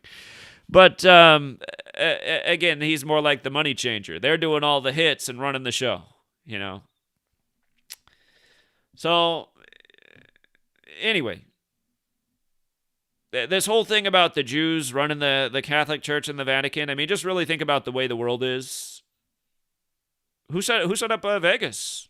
Who controls all the rigged sports games? You know, again, it's a Jesuit alliance, but Vegas is set up by the mob. So, again, you can't just say it's the Jews, and you got to see that's what has to change. People have to stop like just going after Judaism, period, because there's a lot of Jewish people that have nothing to do with anything, and yeah, I mean, it's never good to just paint things with a broad brush. It's never good. And again, it's missing a big part of the picture here. In the Telegram channel run by Ghost Ezra, one of the most popular QAnon influencers with more than 294,000 subscribers, users shared anti-Semitic rhetoric, with one user writing, "Now don't forget who really controls Russia, Ukraine, and American and every nation in the world." I like how they get the typo in there. It's the Jews. What came after that? Because they didn't they ended the sentence with a comma, so he wrote more. And then alleging that Jews love war because they are profiting from the military spending. Okay. And again, this idea that all banks are just Jewish, again, it just doesn't line up with the historical record, which isn't that hard to prove. Anti-Zionist rhetoric. Anti-Zionist activists have been using the war against Ukraine to draw parallels to the Israeli-Palestinian conflict, with some claiming that Israel and Zionists are supporting the war so they can bring Ukrainian Jewish refugees to Israel. Ohio-based anti-Israel activist Abbas Hamid, who has expressed support for the Iranian's regime and Hezbollah, tweeted, "The criminal Zionist occupation of Palestine supports neo-Nazis in the Ukraine so they can cause massive flight of Jews fleeing for their lives and then bringing them to occupied Palestine in order to save them." I am Cohen, another anti-Zionist writer, echoed Hamid's sentiments in a tweet claiming that Zionists are using the situation in Ukraine as an excuse to build more Zionist settlements in Palestine. And, well, I mean, this was a strategy used out of the world wars. And if this is the beginning of another world war, is this unfair to assert? I mean, if it's so wrong, then why doesn't the ADL, instead of just posting what these people said in the context of see how evil it is? Not to mention, the one guy's last name is Cohen. I mean, I've never met anyone in my life whose name was Cohen and they weren't Jewish. So this is another, I mean, see, it's just like even the minority Jews. And that's the thing about everyone who blames everything on Jews. You're attacking a guy like I am Cohen, who's not alone in the world, when really he's a Jewish man who sees what's wrong. And he's trying to shed some light on it. So, anyway. But yeah, why is that? That's what I hate is like, but see, that's the way, they already know that that's the way to put out the information to keep their mob going against and supporting, you know, all the censorship and everything that they want out of this. All they have to do is write this to the mob, and the mob's like, oh, man, who dare say any of these things or question these things? Like my sister. This is who my sister is. My sister. I can't bring up anything. Like, I tried to share with her years ago about the printing of 6 million and the dates to look up. She just dismissed it all. Said that there's no way that's possible. That's just propaganda. It's just like, see, and my sister, she doesn't look into things. She just believes one side already. She believes in the authority side, what she learned in church, what she learned in school. She used to be different. It's when she got married. When she married into wealth, she became like a brain dead. It's really weird how it happened, but she was different when she was younger. I'll say that much. Anyway. Others are criticizing Israel for taking in what they call white supremacist refugees. In multiple tweets, writer, novelist, and anti-Israel activist Susan Abulawa referred to Ukrainians, she's probably Islamic, referred to Ukrainians who are moving or applying to immigrate to Israel as white supremacist colonizers. So, again, she's essentially asserting the same thing, that the darker complected Palestinian people are going to be driven out by more people who flee Ukraine for Israel.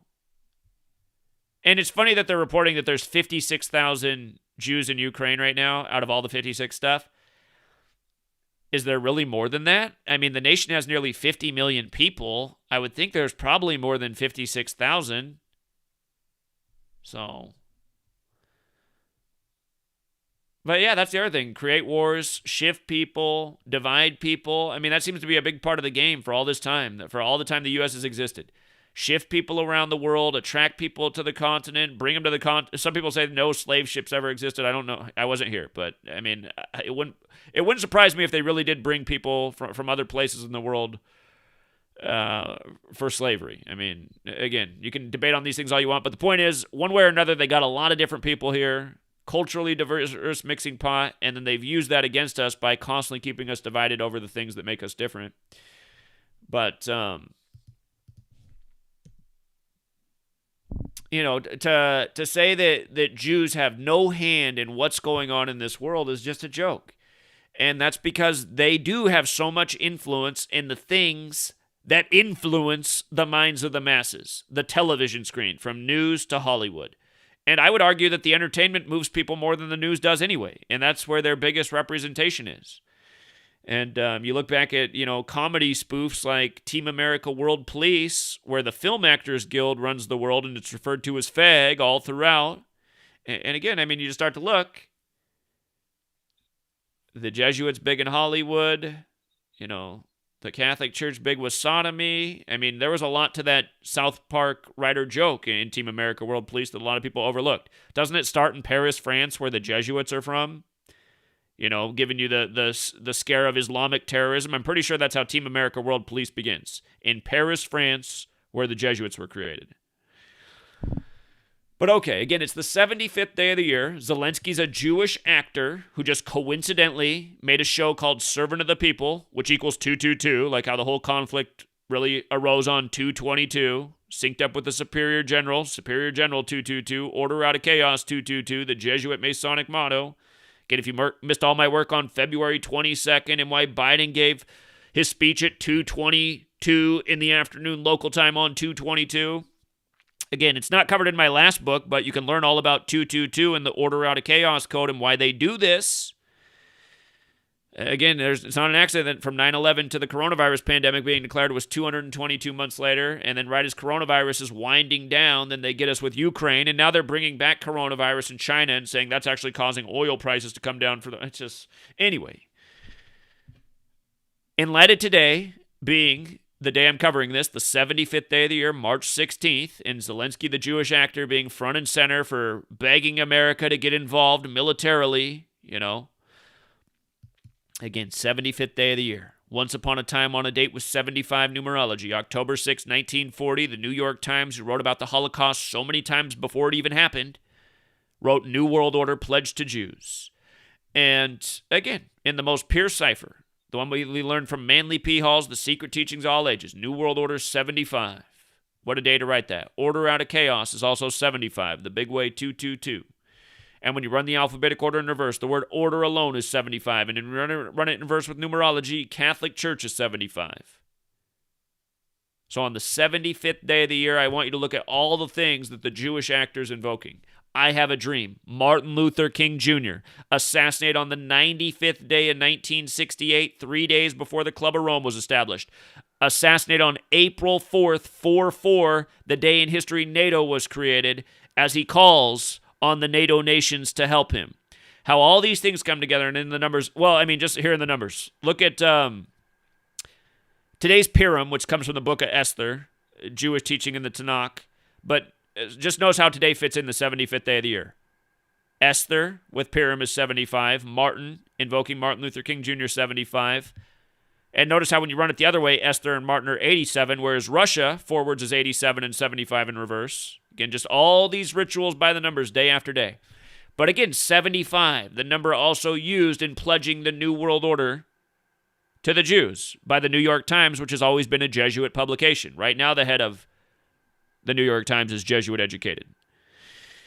Remember, everything encoded in what's going on there is synced up with the Pope and the Superior General, the leaders of the Catholic Church and the Jesuits. And again, that should tell people alone. It can't just be the Jews, unless you want to argue that the Catholic Church is 100% Jewish. And if that was so, then why aren't they, Hold on, let me just make sure. Hold on, I just came up with a question, but I'm actually not even sure I've looked into the question myself. Catholic Church, let me see. What should I type in here? Catholic Church begins recommending circumcision. Let me see if this ever happened. Because then I got something to look into. To circumcise or not to circumcise, Catholic Health News. Does the Catholic Church encourage circumcision? They have not condemned it. That doesn't mean they endorse it. So I got to do more research than this. But as far as I know, I've never heard about the Catholic Church really promoting circumcision. And I would think that if it had become entirely Jewish, at some point they would have started doing that. Because even as of right now, they're promoting homosexuality, which goes against the Christian teachings. So, I mean, I don't know where the argument would come from that the Catholic Church is now entirely Jewish. I just don't. You think they would say, oh, never mind, we figured out the New Testament was a forgery and all we're going by now is the Old Testament, the Talmud, and the Tanakh, if it was entirely Jewish. You know what I mean? But okay, on the 75th day of the year, he's invoking Martin Luther King Jr., who was assassinated on the 95th day of 68. Why does it matter he was assassinated on the 95th day of 68? Don't be the person to look up April 4th and say, no, that was the 94th day of the year. 68 was a leap year, which made it the 95th day of the year. Martin Luther wrote the 95 Theses against the Catholic Church, and he pinned it on Halloween, which equals 95, and when you write out Counter-Reformation, it's 95, and when you write out the Bavarian Illuminati, it's 95, and again, the Jesuits created the Bavarian Illuminati. And we'll get to how last year, 95 days after his birthday, this was the headline, 95 days after his birthday on the anniversary of Hitler's death, April 30th, 2021, Ukraine's President Vatican would be the ideal place for meeting with Putin. Of course it would, because it's all synced up with the Catholic Church. It's not all synced up with the leader of Israel or Israel's establishment date. No. But I'll tell you this much, it's not an accident that this is happening just before Israel's 74th birthday either, and that's because Israel's part of the timeline that is the Jesuit, Catholic, Jewish, New World Order cabal, which doesn't mean every Catholic and Jew is responsible. So, he brings up Martin Luther King Jr., and we can understand why on this day. By the way, I Have a Dream is also 87. And you see how it's 51 the small way, like no-fly zone, like today's his 51st day of his age? You know what I mean? Like how every day this stuff's done perfectly. And again, this whole code of letters and numbers, it comes from Jewish mysticism, Kabbalah, where in Kabbalah's Book of Formation on the opening page it says, God created the world with numbers, letters, and words. Kabbalah, traditionally a Jewish practice, but it's been adopted into all sorts of societies, cultures, like the Jesuits. And that's why there's a lot of parallels also with English words and Hebrew words. Israel, can't even think right now. Netanyahu, several things have the same gematria in English and in Hebrew. But okay, 9/11. Remember 9/11, major order out of chaos ritual. Pearl Harbor, they called 9/11 the new Pearl Harbor. Buildings 1, 2, and 7 fell. Pearl Harbor was December 7th, 127. This past year, December 7th, 2021, Biden and Putin met on Pearl Harbor Day to talk about Ukraine, and I made a big deal about that. I said, that's a big ritual. This is the first ever Ignatian year. Pearl Harbor Day is 201 days after the start of the Ignatian year, named after Ignatius of Loyola, whose name equals 201, like the Jesuit Order's 201, like Jorge Mario Bergoglio's 201, the first Jesuit Pope who's the first to live in Suite 201, like State of Israel equals 201, like David Ben-Gurion, the first leader of Israel, died 201 days after the anniversary of its establishment, like Order of Illuminati's 201, and Adam Weishaupt, the Jesuit founder of the Illuminati, died 201 days after the anniversary of its establishment, like how Donbass region equals 201, where the military conflict began. You know, like how Hayden Panettiere, or however you say that actress's name, who I'm pretty sure is not Jewish. But again, she sets up her foundation for Ukraine fundraising on the 201st day of her age in the Jesuit red and black colors. 9/11, there were 2 towers, then there was 0, then there was 1, and then the first person to come on TV and tell us what to do about 9/11 was the leader of Israel, Ehud Barak, who said we must declare a war on terrorism and invade Afghanistan and Iraq, which is exactly what we did in due time.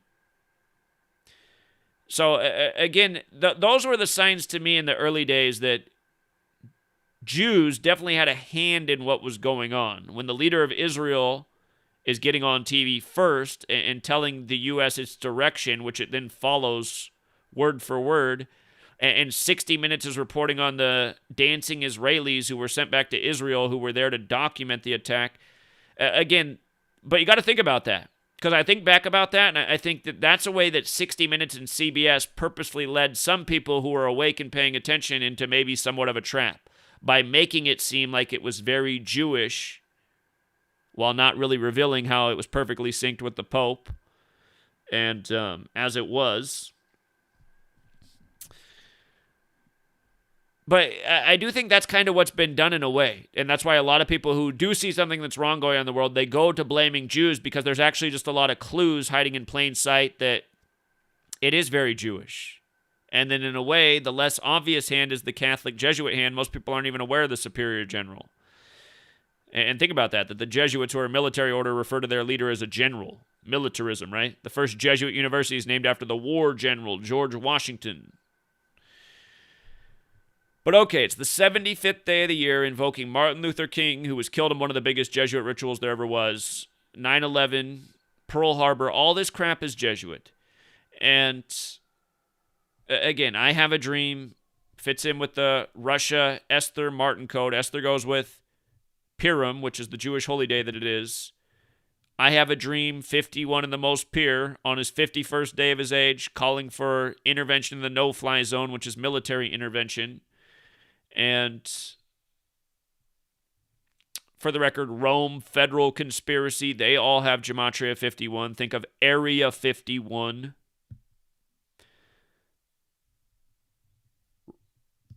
Rome and federal are both 51 when you just use the alphabetic order. The most simple cipher. Conspiracy is 51 when you use the alphabetic order with the rules of numerology. DC used to be called Rome on the Potomac.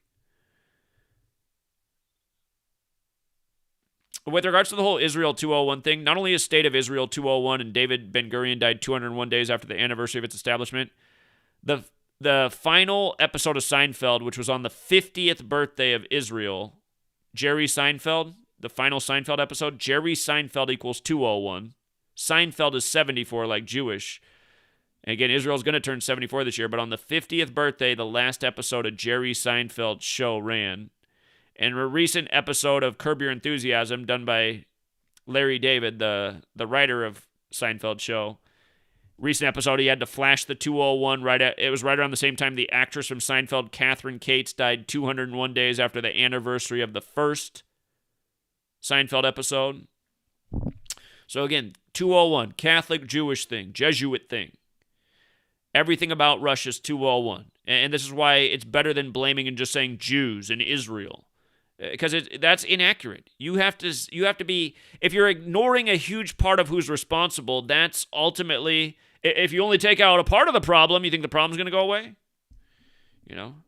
And is it fair to take out an entire group of people when the majority of those people don't have anything to do with it? That's why it's got to be more specific. It's got to be more laser focused on who's actually the problem. Is Zelenskyy a Jew responsible? Obviously. Is every Jew responsible? No.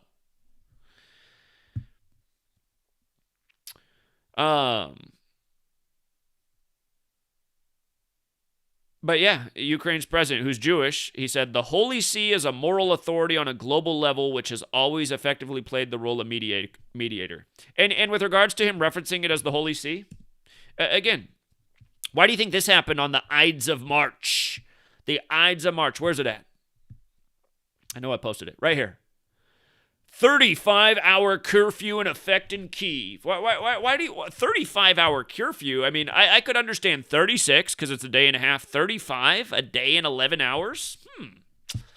Let's just go to the most pure cipher. Why would they do a 35-hour curfew? And we know why. I mean, it's easy. Catholic 35, Holy See 35, Jesuitism 35. This is on the same day that the European Union leaders show up in the country on the Ides of March. All in the most pure cipher, Catholic, Holy See, Jesuitism, Europe. All 35. Did you see that 3 leaders from the EU showed up yesterday? Like how you have 3 eyes, the Holy See, their symbolism, their numbers, their rituals. Remember what 35 is. It's Genesis 3:5. In the most simple cipher, I is 35. E-Y-E. The 5th letter, the 25th letter, the 5th letter. 25 has a square root of 5. Every letter in I connects to 5. 5's the 3rd prime. There's 3 letters in I. There's 3 pillars in Kabbalah. The top is the crown. The crown is your mind's eye, the most important eye, the eye thereafter, the eye that all their symbolisms pointed at. 35-hour curfew in effect. And what day do they do it on? They do it on the Ides of March, right? In the most pure cipher, Ides of March is 56, like Society of Jesus. And in the most simple cipher, 3 is 56. You got 3 European Union leaders there on this day. Remember, Europe is the continent that the Catholic Church used to rule over, and still does, in case you haven't figured it out. But the 3rd verse of the Bible, God makes light. Light's 56, like 3. Like Abrahamic, the 3 Abrahamic religions that are all based in the Torah, which begins with Genesis, the 5 books of Moses. But, again, just the relationship with 3 and 56. How we picked the Super Bowl to be a 3-point game. How we picked Odell Beckham, number 3, to score the first touchdown of the game. Born on the day, leaving 56 days left in the year. Whose name, Odell Beckham Jr., equals 56. And he went from Cleveland to L.A., just like the Rams, who started in Cleveland or in L.A. Again, from the sports to the news, you guys, they got their chessboard set. People from the right bloodlines, the right families, born on the right days with the right name gematria. Again, this is how they set their little chessboard so that they can play chess with us every day. Distract the people with Odell Beckham over here. Make fun of them with the comedian Zelenskyy over here. Get them to put money in Klaus Schwab's pocketbook over here. 35-hour curfew. Those numbers have anything to do with the Jews? Nope. Well, I guess Genesis 3:5 is the Jewish part of the text, but okay, so it has a little bit to do with the Jews. But again, it's not all Jews. But I'm telling you, the gang that uses that number ritualistically all the time is the Catholic Church. And by the way, in the base ciphers, with regards to the I, where we were saying 35, the eye of God, the sun. Remember, we celebrate the sun's birthday on 1225. 1225 has a square root of 35. Before there were J's, his name was Jesus. 35, when you run it in reverse numerology. Again, these things are not an accident. Jesus is 19. The tarot cards, which came from the same century as the Jesuits, the same land, Italy. The 19th tarot cards, the Sun card. King James, LeBron in his 19th season doing all these mega rituals. And again, who runs the NBA? Again, just pay attention. Almost all these guys went to Catholic or Jesuit schools. Almost all of them. Start to look. Start to look if you don't think that's true. They didn't go to Jewish schools. They went to Catholic and Jesuit schools. Almost all of them in pro sports. It'll blow your mind if you start to look. You'll be like, wait a minute, what is going on? Coaches, players. start to see is not just all Jews. You're distracted by the commissioner of the league, who's been Jewish since 1984. You're distracted by that, but that's only part of it. Okay, so again, it's Purim today, March 16th and tomorrow. Just always big rituals on the Jewish days. Funny enough, Purim equals 77. Again, let's just do it. Purim equals 77, right? Judaism equals 77. Zionist equals 77. Theater equals 77. September 11th equals 77. What he invoked today, right? World Trade Center equals 77. National Security Acts equals 77. And man, did we ever get so secure with the new surveillance state after 9/11. And never forget Flight 77 that hit the 77-foot-tall Pentagon on the 77th meridian 77 minutes after taking off. And never forget Pentagon Maskell, simulated 322 days prior by the feds, a plane flying into the Pentagon. And then you got the Skull and Bones member 322. Skull and Bones modeled after the Knights Templar, the original bankers. All this Knights Templar Skull and Bones symbolism all over all these wars. And again, I mean, the Knights Templar weren't Jewish. Hate to break it to you. See, that's the thing. People, it's ego. Like, if you come up on learning that it's all the Jews and it's all the Jews, it becomes like your religion. The Jews, it's just the Jews. I hate Zachary K. Hubbard. He looks Jewish, and he's saying it's more than just the Jews. It's like, you hate me? I'm like laying out awesome knowledge for you to not only pad your pocketbook with, but see through the lies and deception and understand what's going to happen before it happens. But anyway, Purim, the day that he invokes 9/11. And remember, after 9/11, we heard right from Israel's leader, right? So, the leader of the Zionist nation. And with regards to how I pointed out it's Zelensky's 51st day of his age, that is true. You could also say it's 50 days after his birthday as he makes his appeal to America, right? America, help us out. We need your help, America. And, again, in the most simple cipher, America's 50. Just like 50 states and a gazillion territories. 50 is a big number with the Jews. The Jubilee every 50 years. From the day he took office, May 20th, 2019. Oh, May 20th, that important date of the Jesuits. The day Ignatius Loyola began creating his Jesuit ministry. The day the first ever Ignatian year was declared in 2021. The day Billy Cannon died in 2018. Again, Ignatius Loyola was supposedly shot with a cannon on that day in history. But United States of America, it's his 1,032nd day of his age. If there's a zero in the middle of the number, in numerology, you can just look at it without that. So 1,032 is a lot like 132. 132. United States of America is 132. 132 rooms in the White House. Roman Catholics, 132. Catholic Church is 132. Astrological is 132. No-fly zone. That's what he's asking for today. No-fly zone, 132. And again, look at how simple it is. No-fly zone, 132. Catholic Church, most simple cipher, 132. Roman Catholic, 132. You see how it's 132 and 219 in reverse? Never forget this guy, Antonin Scalia. I forgot an N. Antonin Scalia, 132, 219. Remember, he died by the numbers on the 44th day of the year, the kill number. And he was out hunting with his Catholic secret society. And it was all synced up with Dick Cheney shooting his buddy in the face. But, after Antonin Scalia died, the First Nations Roman Catholic Supreme Court Justice, his body laid in repose at the Supreme Court on February 19th, 219. You see how fucked up it is? Antonin Scalia, 219. Roman Catholic, 219. That's how we know, running it forwards and backwards, so perfect. Roman Catholic's also 75, like Catholic Church. Here we are on the 75th day of the year. But yeah, I mean, it's perfect, isn't it? No-fly zone on his 1,032nd day of his scripted presidency, which is just like a continuation. And again, for those of you guys who can't get it, I mean, it's easier to write these news stories than it is to write a 30-minute sitcom script. And that you have to be more thoughtful and funny or nobody's going to watch it. If it's in the news, they're just going to report it. It's easy to write a news script. On his 1,032nd day of his age, here, let's check out our calculator. We'll have him do something about a no-fly zone,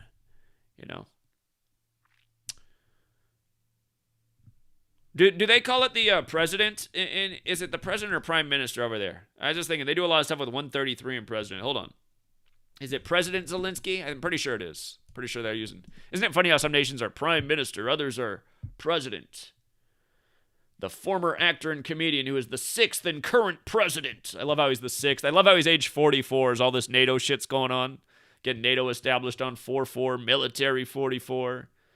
Love how his birthday's 25/1, like 251, the 54th prime, like Sun 54, like Jesuit Order 54. And in light of it being the Society of Jesus, today is 316. John 3:16 in Hebrew gematria, Jesus equals 3:16. Makes you wonder. Jesus was a Jew. Is he a Jewish creation? You know, is he another Jewish story meant to have influence for certain strategic gains? But yeah, the Institute for Jewish Policy Research, their most recent count of the Jews in Ukraine, this is their updated website, is from 2016, and they got 56,000 Jews there. So you would think it's more. It's a nation of nearly 50 million people. And then again, on the same day, Knesset's Israel's Congress. So he's making a plea to America, saying, please, military intervention. And then he's doing another plea on this day to Israel on the 75th day of the year. You know, I don't have to show why that's important again, do I? But invoking the Holocaust. Like, is there any evidence that there's anything like the Holocaust? Holocaust is 6 million people dead. Literally, so like if this is all above board what we're hearing about Ukraine and why we should get behind it, I need an explanation for. And see, that's the problem. You can't even show stuff like this. They'll take down your video. They'll again, when you really get them red-handed, they take your video down real fast when you got some visual evidence because they know that's what appeals to the masses. But it was a couple weeks back that CNN's reporter showed a plastic dummy on an abandoned street next to supposedly a burned-out tank that's wheels were all melted, and that didn't really feel like a tank. It's like, tanks' wheels aren't supposed to melt. A tank's supposed to be like the armor vehicle. But it looked like a tank that belonged in a museum. It looked like a set. But it was obvious that the person that he was saying was the dead body next to the tank was not a real body. I mean, it was just obvious. You could tell, like, the face looked like it was a black plastic dummy. Not a black person, but just like black plastic. It's like, what? That's a person? Oh, I suppose that he got totally scorched like the tank, so he just looks like that's how he ended up looking like a black plastic dummy. Not like his flesh would all be burned off from napalm or was whatever was supposed to have hit that scene. But, again, the term, the theater of war. We've gotten it our whole life, right? The theater of war. What's the phrase? The first casualty of war is the truth. Yeah,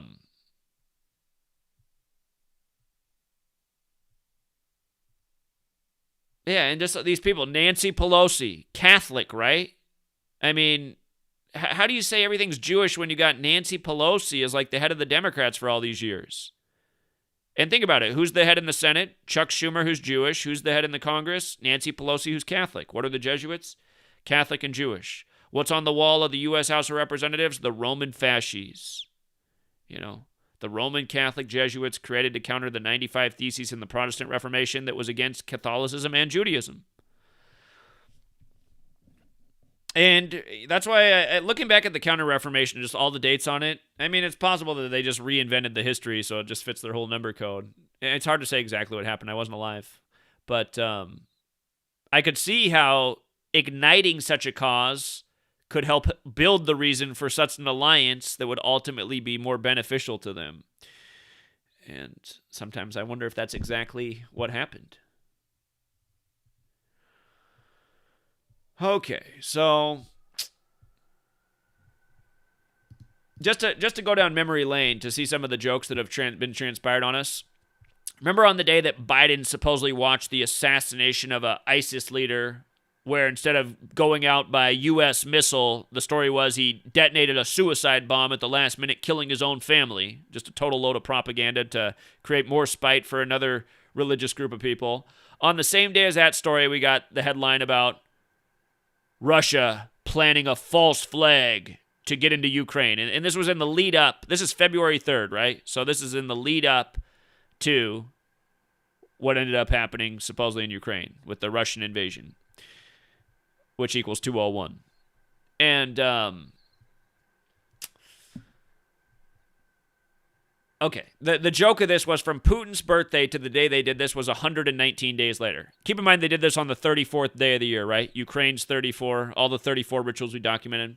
But 119 days. And that's a lot like 11/9, the date, September 11th, the way the majority of the world writes it. The day before the month, 11/9. Genesis 11:9, where the story of the Tower of Babel ends, the tower that divides the people of the world. And again, 119 as we assassinate an ISIS leader, an offshoot of Al-Qaeda. Remember, from the day Obama took office to the day Osama was killed was exactly a span of 119 weeks. And Poseidon equals 119, and it was Operation Neptune Spear, and Poseidon carries the spear. Poseidon's Neptune.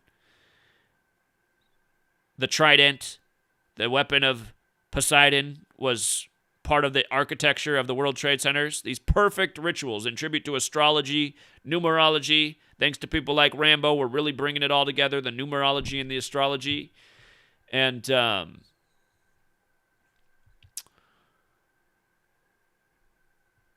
so, again, the Obama-Osama joke. Again, I mean, just think about that. The odds of such a coincidence. Obama, exactly 119 weeks before the reported assassination of Osama.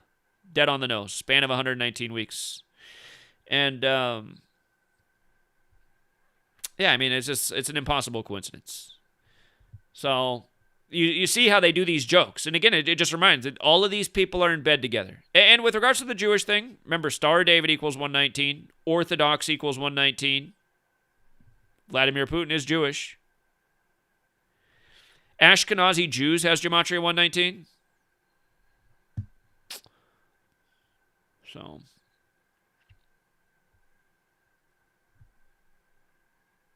Vatican equals 119. Francis 119. The Vatican at the heart of all of it. Okay, so that was one of the jokes they did on us in the lead up to Ukraine. And then on the anniversary of the World Trade Centers being bombed, all day February 26th, they showed a missile hitting a building in Ukraine. And remember, Operation Amalgam Virgo, June 1st, 2001, simulated cruise missiles hitting U.S. targets on an attack from Al-Qaeda and Osama bin Laden. And again, are we sure that cruise missiles didn't hit the World Trade Centers because those explosions were huge? Like missiles hit the building. The Pentagon, it looked like a missile hit it. And with regards to September 11th, it leaves 111 days left in the year. Missiles equals 111, so does New York. But remember, from the simulation to 9/11 was 102 days later. It happened in the time of Virgo, ruled by Mercury. It was called Operation Amalgam Virgo. Amalgam is a metal mixed with mercury, the trickster, the 201 element. Two towers became zero, became one. 201, the Jesuits. But, again, just all day, this was the story on the anniversary of the World Trade Center bombing. And it's like, come on, man. And remember, 9/11, huge 102 ritual. World Wars, 102 rituals. The American Civil War, 102 ritual. What happened in Ukraine? February 22nd, the day everything popped off. That was 102 days after the Superior General's birthday. Art of War equals 102. World War 102.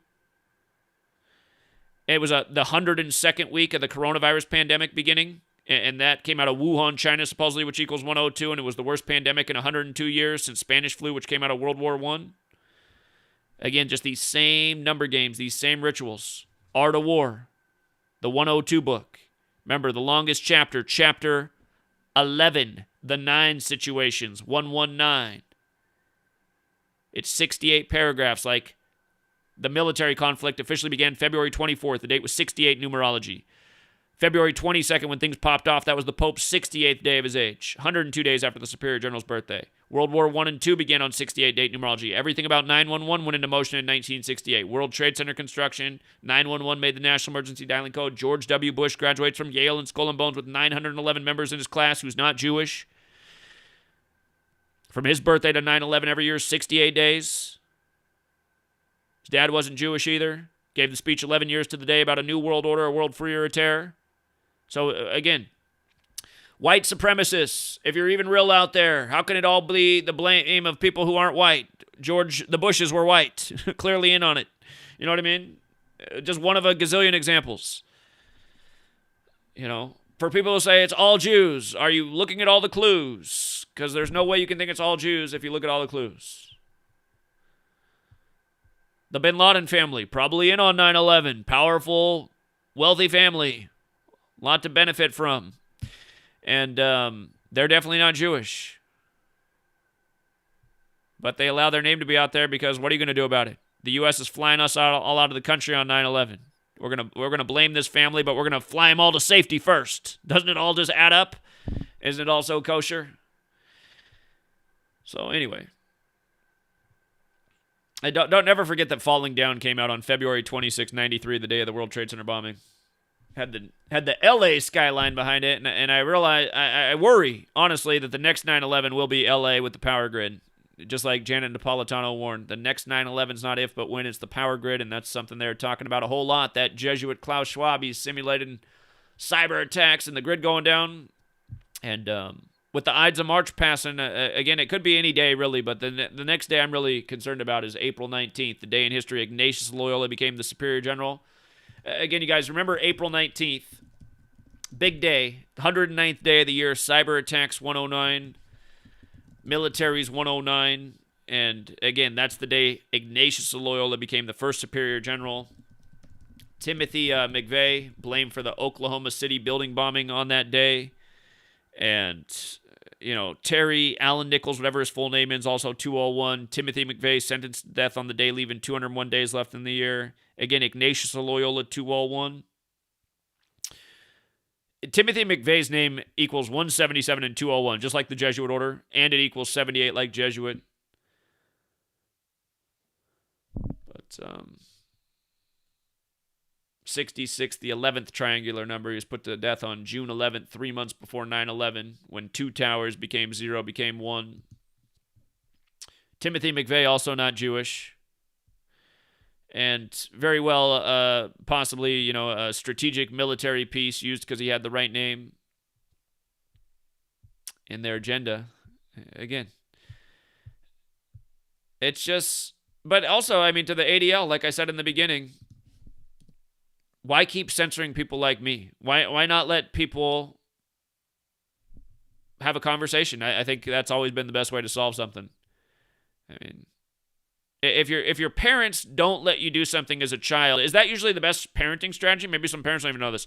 If you don't want your child to do something, is the best thing to do just take it away from them and always just say, no, you'll never do that, but never give like a good reason or a good response? No, that's never, I mean, for most children, that'll just make them want to do it more, and when you're not around and you're not looking, that's when they're going to do it.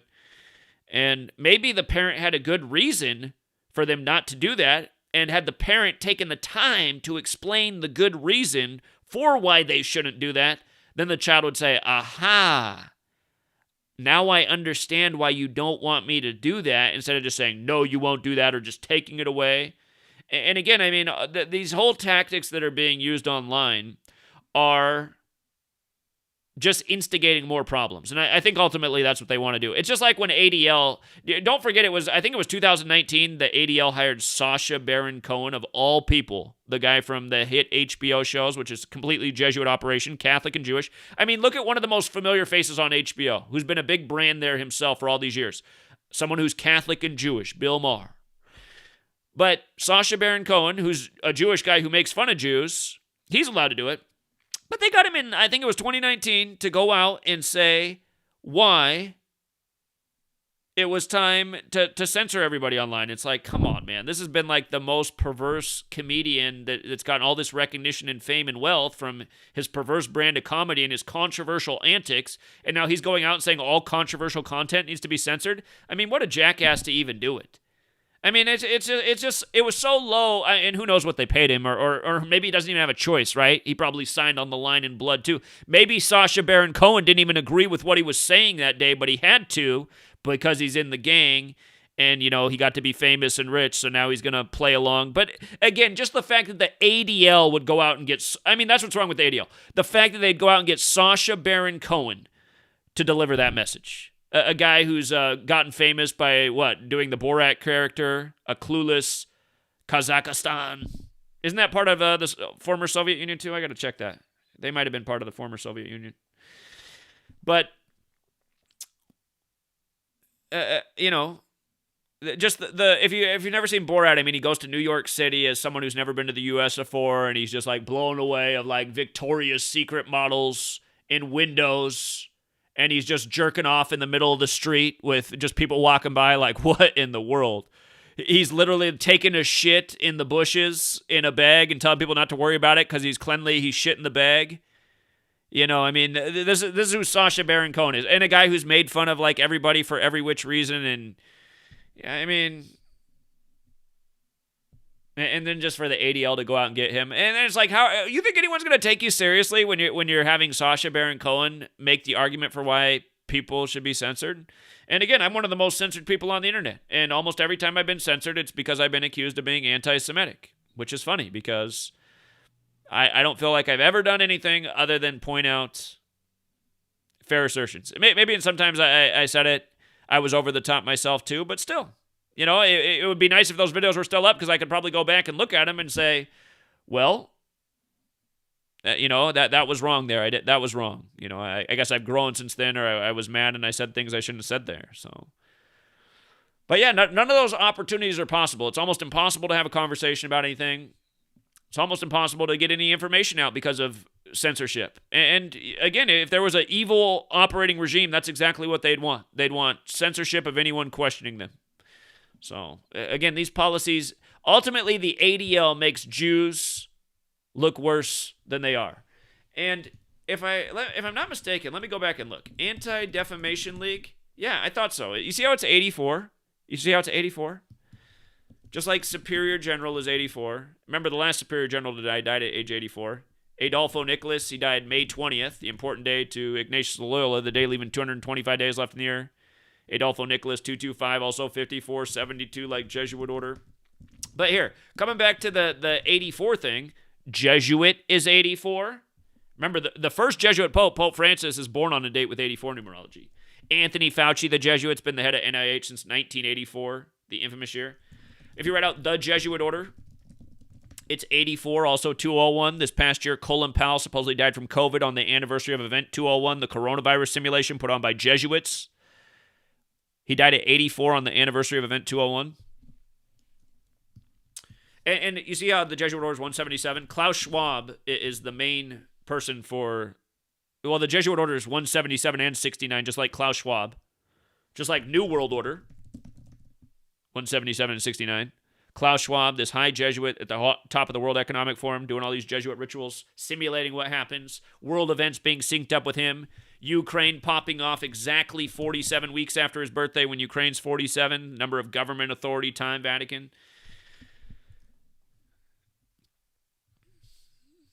But, again, 84 being coded in the ADL. When you write out the Catholic Church, it's also 84.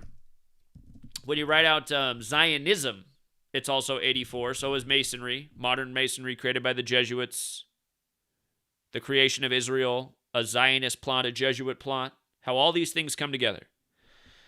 And it makes me wonder, honestly, if the Anti-Defamation League is even really ran by Jews. That's what it actually makes me wonder, because it actually makes Jews look bad. The ADL is probably one of the worst things going in the world for Jewish people.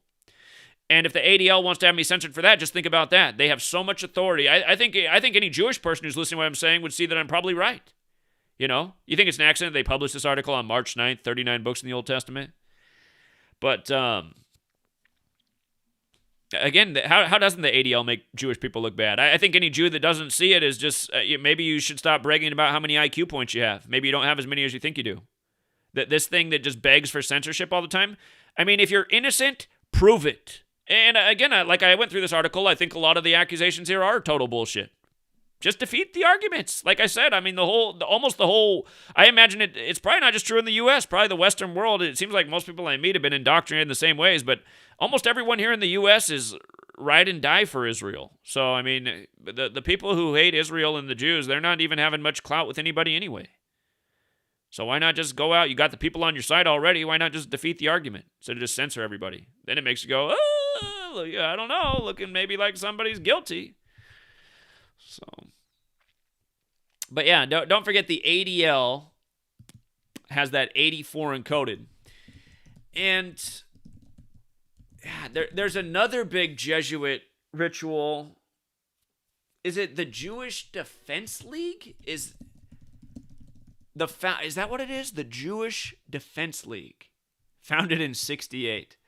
I think it is the Jewish Defense League. Let me see if I got this right, because there's another Jesuit ritual. Hold on, I got to go to my old website.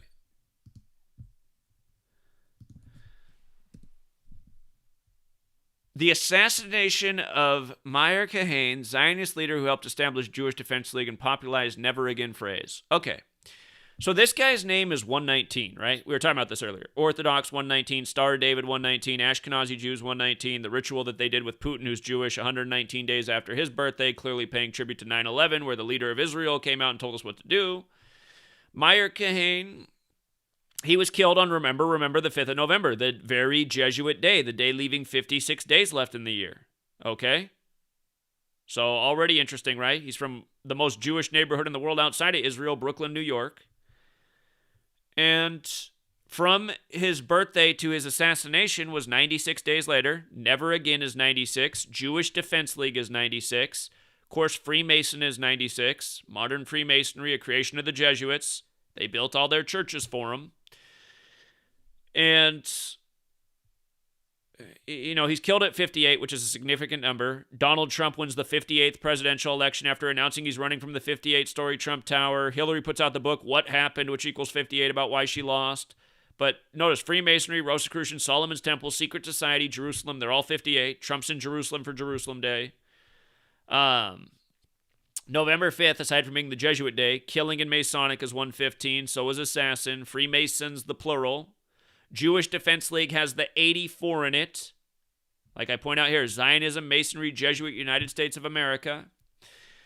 And notice his name, 187. Just like Society of Jesus, like Holy Roman Empire, like Unconquered Sun, like Washington, D.C., like George Washington. Think about how it all goes together. The first Jesuit university named after George Washington. 106, the number of prophecy. Here, let me show you what happened to the guy who pledged the New World Order to the Jews. Arthur Greenwood, a British war cabinet, sends message of assurance here. So think about the date, October 6th, 106, right? You see how this guy's name has 106 in the most pure cipher. The word prophecy is 106. And again, my argument the whole time has been that this Jesuit cabal is contriving prophecy, that we're living out this false biblical. You know, people believe the Bible's being fulfilled. What I'm saying is these people are responsible for the Bible as we know it, and they're fulfilling the script with the scripture. Like Genesis 11:9, the Tower of Babel that divides the world, and then September 11th, and the world's never been more divided. You know. But okay, 106, and look what happens to old Arthur Greenwood. Again, here's the prophecy number. Israel's boundaries set up on a date with 106 numerology. And, by the way, that's another prophecy number. Never again also goes with the New World Order. But October 6th, the day, I'll show you how this all comes together right here.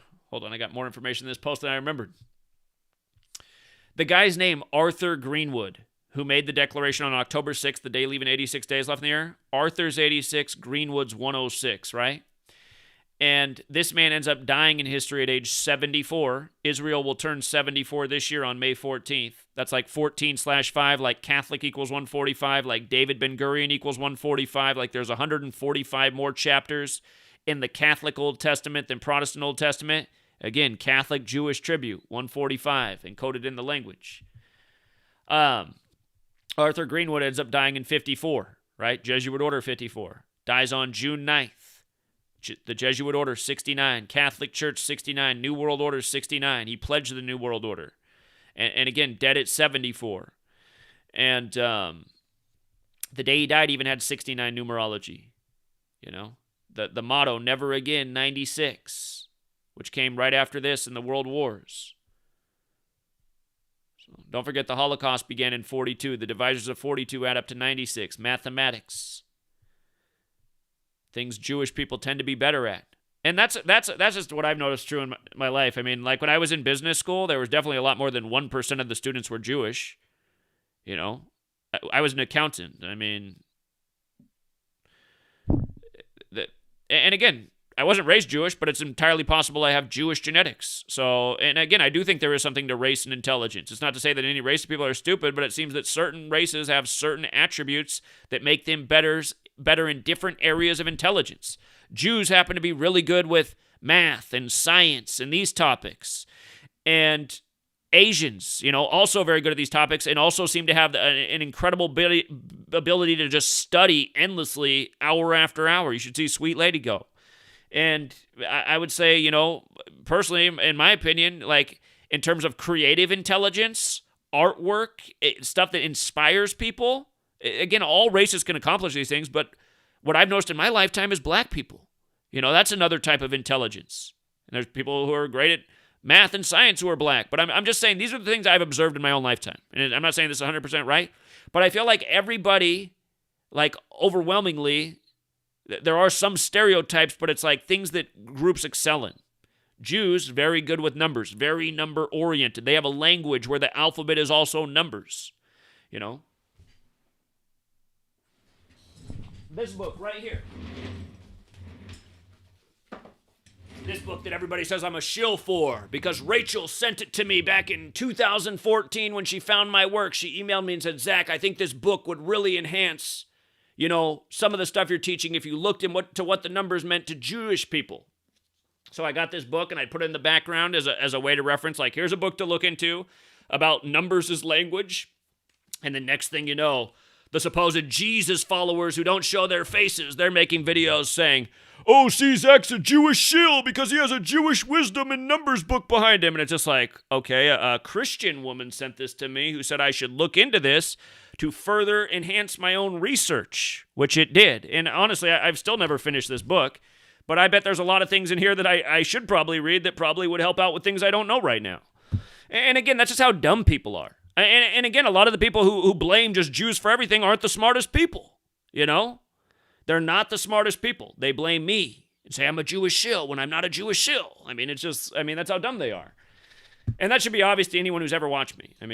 I don't know how I could have ever given the idea that I was a Jewish shill when, in my opinion, I'm a critical person of Jews in high places that I think are doing detrimental things to the world. But again, I identify who it is correctly. It's the Jesuit cabal.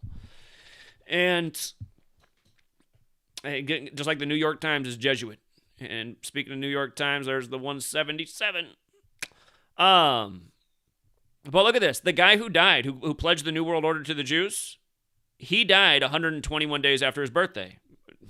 If you haven't read either of my books, if you have read either of my books, you know all about 121 and Revelation and the synagogue of Satan and using Revelation as a script and everything they've done with coronavirus and just straight from Revelation. It's not an accident that on January 21st, 121, that was the day the first case of coronavirus was confirmed in the world outside of mainland China. World Health Organization's 121, Bill and Melinda Gates Foundation's 121, Bill Gates is Jewish, something that's rarely ever brought up.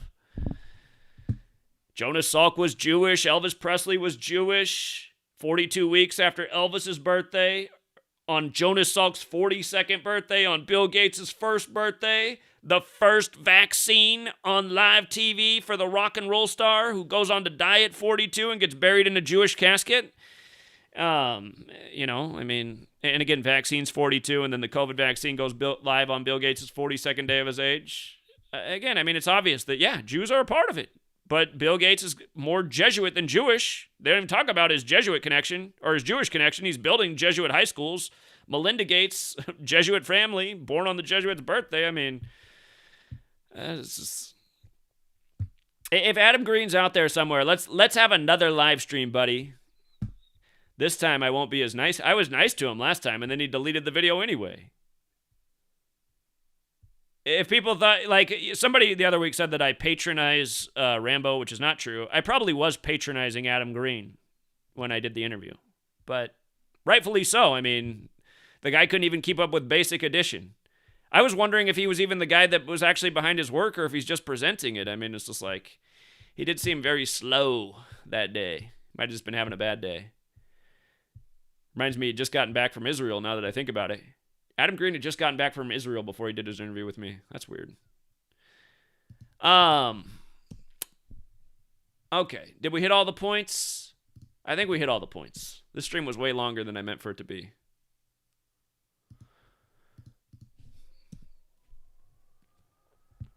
Yeah, we hit all the points. See, was there anything else on Twitter I need to bring up? I love how Fox News puts Broncos and Steelers in their article about the new futures for teams. They're the only two teams in the league that equal 103. Broncos 103, Steelers 103, and it's the 103rd NFL season next year. It's funny how they do stuff when you know the code. You just laugh all the way to the bank. But oh, by the way, yesterday on the Ides of March, they had to bring this in from the Empire State. On the Ides of March to remember Caesar, they arrested a man who supposedly stabbed somebody over the weekend at a museum like history, like mocking your ass every day. On that other planet, they might call you the toys. But, yeah, and like I told you, when the Young Dolph rapper was killed, that was clearly synced up with college basketball. They release his autopsy 118 days later on the first day of the March Madness tournament when March Madness is 118. 35-hour curfew on the Ides of March, Roman Catholic. All I can say that was good about the Ides of March is it was actually the least eventful Ides of March there's been in years. And I suppose it's because of just the ongoing narratives in Ukraine. So, I mean, it didn't feel like anything out of the ordinary, where in years past they've had big stuff happen on the Ides of March. But this year, I guess it's just all about Ukraine. And, again, there's a lot of interesting dates coming up. Russian airstrike destroyed Ukrainian theater. I don't know if there's a better place to end this, you guys, than right there. Again, it's Purim. This is one of my age-old lessons right here. Let's just do the alphabetic order forwards and backwards. Let's just do it forwards and backwards. One of my age-old lessons. The world's a stage. Purim, 77. Theater, 77. Judaism, 77. Zionist, 77. And you see how Judaism is 112 in reverse and Zionist is 112 in reverse? Remember, the Jesuit order claims to operate in 112 countries. Catholicism's also 112, so is mathematics. So again, this number connects with Catholicism and Judaism. That's the alliance. And the Balfour Declaration. That was the other piece I want to bring up. November 2nd. Balfour Declaration, November 2nd. Think about that date, 11/2, right? The Vatican establishment date is similar. February 11th can also be written 11/2. Vatican establishment date. I spelled establishment wrong, but let's see if it works. Yeah, that's it. That Mussolini made it an independent city-state that day. February 11th, another 112 date. And, Rothschild. Let's see if this even comes up on Google anymore. Bails out Vatican. Let's see if that does it. All right, the Rothschild loan to the Holy See. I mean, there's people who think that the Rothschild family owns the Catholic Church, but like I said earlier, who runs the show at the end of the day? A banker or the gangsters in the town? So, Rothschild's loan to the Holy See refers to a series of major financial loans arranged between the Rothschild family and the Holy See of the Catholic Church. The first loan, which occurred in 1832, took place in the aftermath of the Napoleonic Wars. Napoleon's birthday is the Jesuits' birthday. And supposedly he was an outspoken critic of the Jesuits, but again, is it controlled opposition? You have to understand, in this period of time, in the early 1800s, if you looked up the definition of Jesuitism, it was trickery.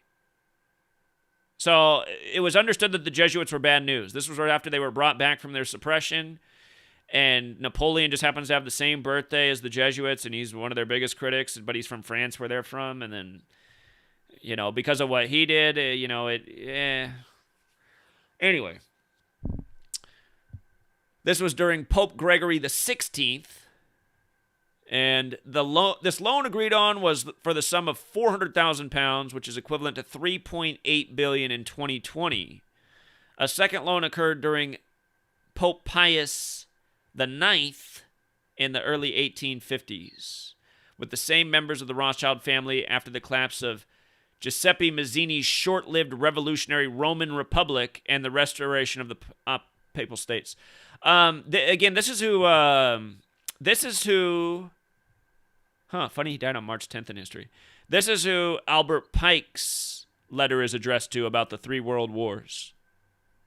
So, and don't forget, Albert Pike's letter is dated on the Jesuit order's birthday, which is also Napoleon's birthday, August 15th.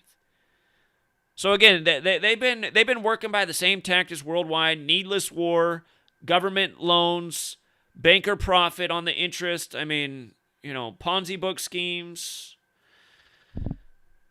But yeah, all this history is connected up to the moment. It's because this cabal has not been stopped that what goes on today still goes on, and it will continue to go on until they're defeated. So, I told my friends and family I was signing up to fight the good fight for good in 2013, and I haven't stopped since. I mean, that's why I've been doing it every day since. To me, it's like I'm out on the, I guess it's the only battlefield that exists right now until there's a real battlefield for the war that needs to be fought. The information. Trying to counter the propaganda, which is harder and harder by the day due to all the censorship. So, anyway, Mazzini, he wasn't a Jew either. So, they say he was the second official leader of the Illuminati, which was Jesuit. But, yeah, we'll leave it there for now, everybody. Let me see how long we've been streaming for. 2 hours and 20 minutes, huh? Maybe I'll try to cut it off at 2:22:22. I see Asif's in the chat without a wrench. Welcome back, Asif. I see the Outlaw X doesn't have a wrench. Rothschild's from the Orsini family. Tom Cruise also from Orsini family. The Orsini family is said to be the most powerful family behind the Vatican. I've never heard that they're the Rothschilds or the Orsinis. I haven't heard that before. That's a new one to me.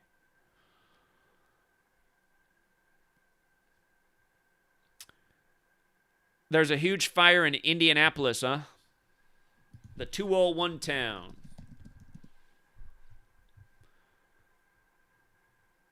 Oh, a couple days ago, huh?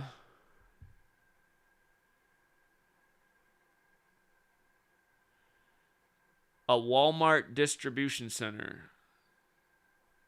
Well, I'll look more into this. I'm not sure there's one going on right now, and there was one 2 days ago, but appreciate the heads up. Mr. Futures also doesn't have a wrench in here. See a lot of trolls in the chat. For all the trolls in the chat that I'm not banning right now, I'll give you a 15th chance. Don't wear it out.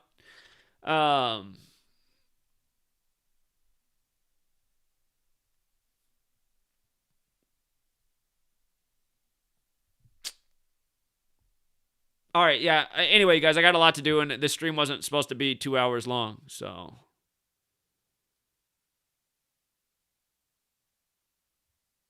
Okay, but yeah. We'll leave it there for now. We'll be back later, and we'll see if the video gets to stay up, or will it be the latest taken down for anti-Semitism. Again, I think I made a lot of good points. I think the people at the ADL who are sure to watch this should really think about what I'm saying. And before you guys take me down again, realize even though I'm not Jewish, I have to live with, all the stereotypes against Jews because I look Jewish. So, yeah, stock market, tiger stuff. I definitely pay attention to it. So, all right, and don't forget, you guys, it's almost a month away. Oklahoma City, April 19th. If you can be there, please do. Please do. All right, all. Have a great rest of your day. TFR, of course, tonight. I'll be back for TFR. 6 p.m. Pacific, 9 Eastern. It's a big streaming day today. I see the request about looking up the play. I will do that as long as I remember to. You might have to remind me again.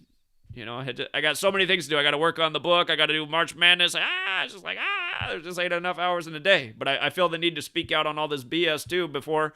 Because the thing I worry about, and again, for those of you guys who don't know this, when I started speaking out in 2013, one of the things that pressed me to go further than I had in my speaking out, and understand, I was speaking out from the time I was a young person at 9/11. I was going to gatherings and saying things that people needed to hear. And if I went to a certain group, I knew there's always something a group of people that gather need to hear that maybe they don't want to hear. I was always that person.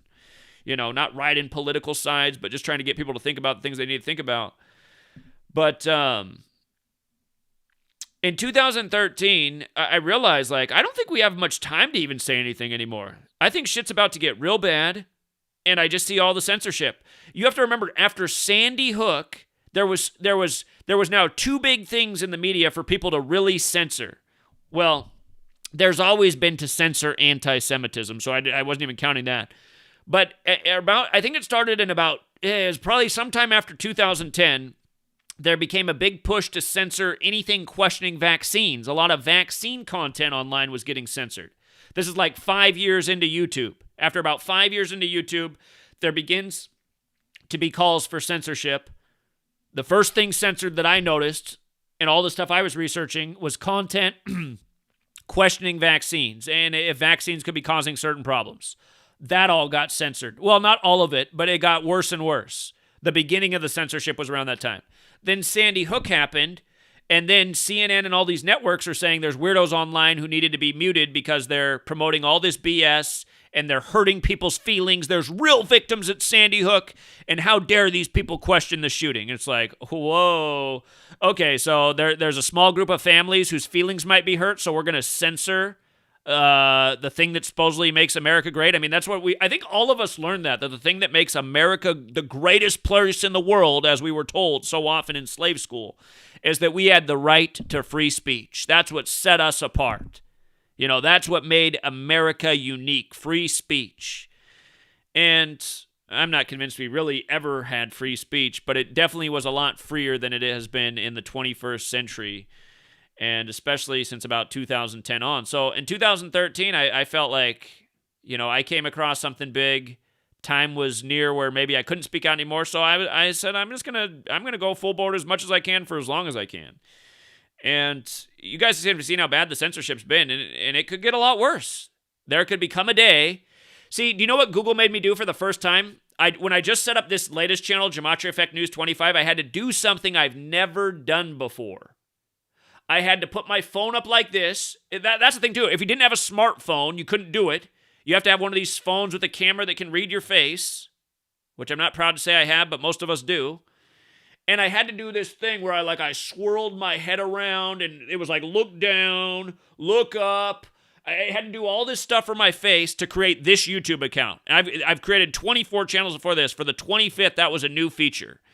And it has me thinking that if I have to create Gematria Effect News 26, now that they know my face, because see, part of the manipulation is I use all these different phone numbers, I use all these different email addresses, so I'm thinking now with this latest third step where I had to scan my face, I'm thinking there might not be a Gematria Effect News 26 because it'll recognize my face profile. You know what I mean? So, again, April 19th, you guys, if somehow the channel's deleted, I'm totally censored by then, I will be in Oklahoma City April 19th by the Memorial Convention, the bombing memorial. And like we said, if they move us from that spot, that people are speculating that they're not going to let us be there, that the police will come and make us move. If that is the case, we can fight our ground, but honestly, we're really there to educate the city. It might be smarter just to go a few blocks away to the city park that I guess has a lot of foot traffic. It's like a Brick Park or something like that. It's just a few blocks from the memorial site. But again, April 19th, I'll be there all day. I'll be there early in the morning till late at night. Probably won't pee or eat anything all day. That's what I do. When I get on the corner, I just go all day. I don't even need to use the bathroom. But, yeah, April 19th all day. So if somehow everything got censored and I was just gone and you couldn't hear from me, I'd still be in Oklahoma City on April 19th.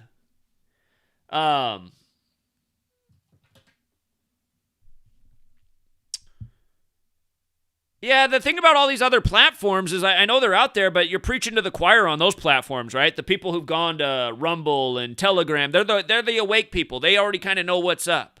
Well, maybe they're not awake enough. Maybe I don't know. I guess if worst case scenario, if I could never make a YouTube channel Again, you guys realize if I could never make a YouTube channel, I do have my own website, so you could figure out where I was, because I would surely update the website. Again, the same website I read from every day, Gematria Effect News, that's my website. And I started to create that website because they started to take down posts on my blog. And what's funny about my original blog is it wasn't owned by Google when I started on it, but Google bought that company. Just like how Google's buying up more and more stuff. That's the problem with this age, too. These companies that are doing all the censorship are buying up everything online. You know, DuckDuckGo used to be, what did I do with the DuckDuckGo article? The DuckDuckGo was supposed to be, you know, that started off as we're not going to censor things. We're going to be the free people's search engine, the one that respects freedom of speech. But look, search engines are fighting Russian misinformation one link at a time. Now DuckDuckGo is part of this censorship thing. And I realized months ago that DuckDuckGo became no different than Google. Somebody told me that Google bought DuckDuckGo. I don't know that that's true for sure. But they're doing the exact same stuff as Google now. So promoting the trash to the top, censoring the good stuff. It's obvious it happened. And that's the thing that sucks about this world. I mean, almost everything gets corrupted because of money. So, and ultimately, I mean, money, it's the ultimate tool just to control us. But I tried to lead the movement against money too. For 5 years, I didn't make a dime off this. I told everybody we should all quit our jobs and shut down the system and learn to grow food together and say, fuck you. We're never paying any more taxes. Come take us off our land. The whole world just quit on you. We realized we have an abundance of stuff. We're tearing out our lawns and we're growing carrots and tomatoes and potatoes. And imagine if the world did that. Imagine if we all agreed to do that. You know? A militia in each town took over the supermarkets, but we were going to ration the food so we can feed each other until we have our community gardens all set up. We're not all going to panic and starve. The People's Party has taken over the land. First act to secure all grocery stores, to make sure, you know, the food is distributed fairly while we set up the new land. So he's like, that sounds like communism. Again, you guys, I think that's the only way. I'm not saying communism is the only way to save us. That's not what I meant to say. What I'm trying to say is I think the only thing that we can do is all protest, all quit, all stop participating in the slave system and say, listen, we're just going to live off the stuff we already have and we're all going to figure out how to grow food. For the people in the city, I understand that would be, how are you going to do that? Like, where's even the space?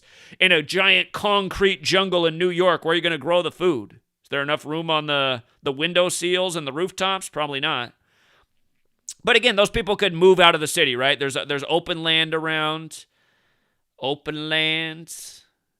People are like, oh my God, then they wouldn't be using the toilets. They'd be pooping all over the ground and the rivers. It'd be like, we'd figure it out, you guys. We'd figure it out. We'd figure it out. We got to figure it out. Otherwise, we're going to live in the slave system forever. So I wish I could go back to when I was 5 years old and played Duck, Duck, Go. Yeah, Detroit, that was my message in 2015. We should have all took over Detroit, bought up all the cheap homes, used our time to fix them up, take advantage of the low prices, the low property taxes, turn every yard into a garden. That's what I said we needed to do in 2015. I said, imagine if we have a community established here. Then whatever they got planned, we got a way to protect ourselves. I told you 2020 is going to be bad if we didn't organize and do something.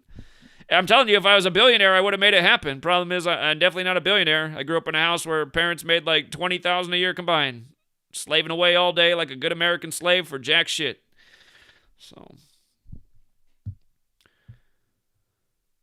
okay, you guys, I'm going on and on. You know me. I got to get off here.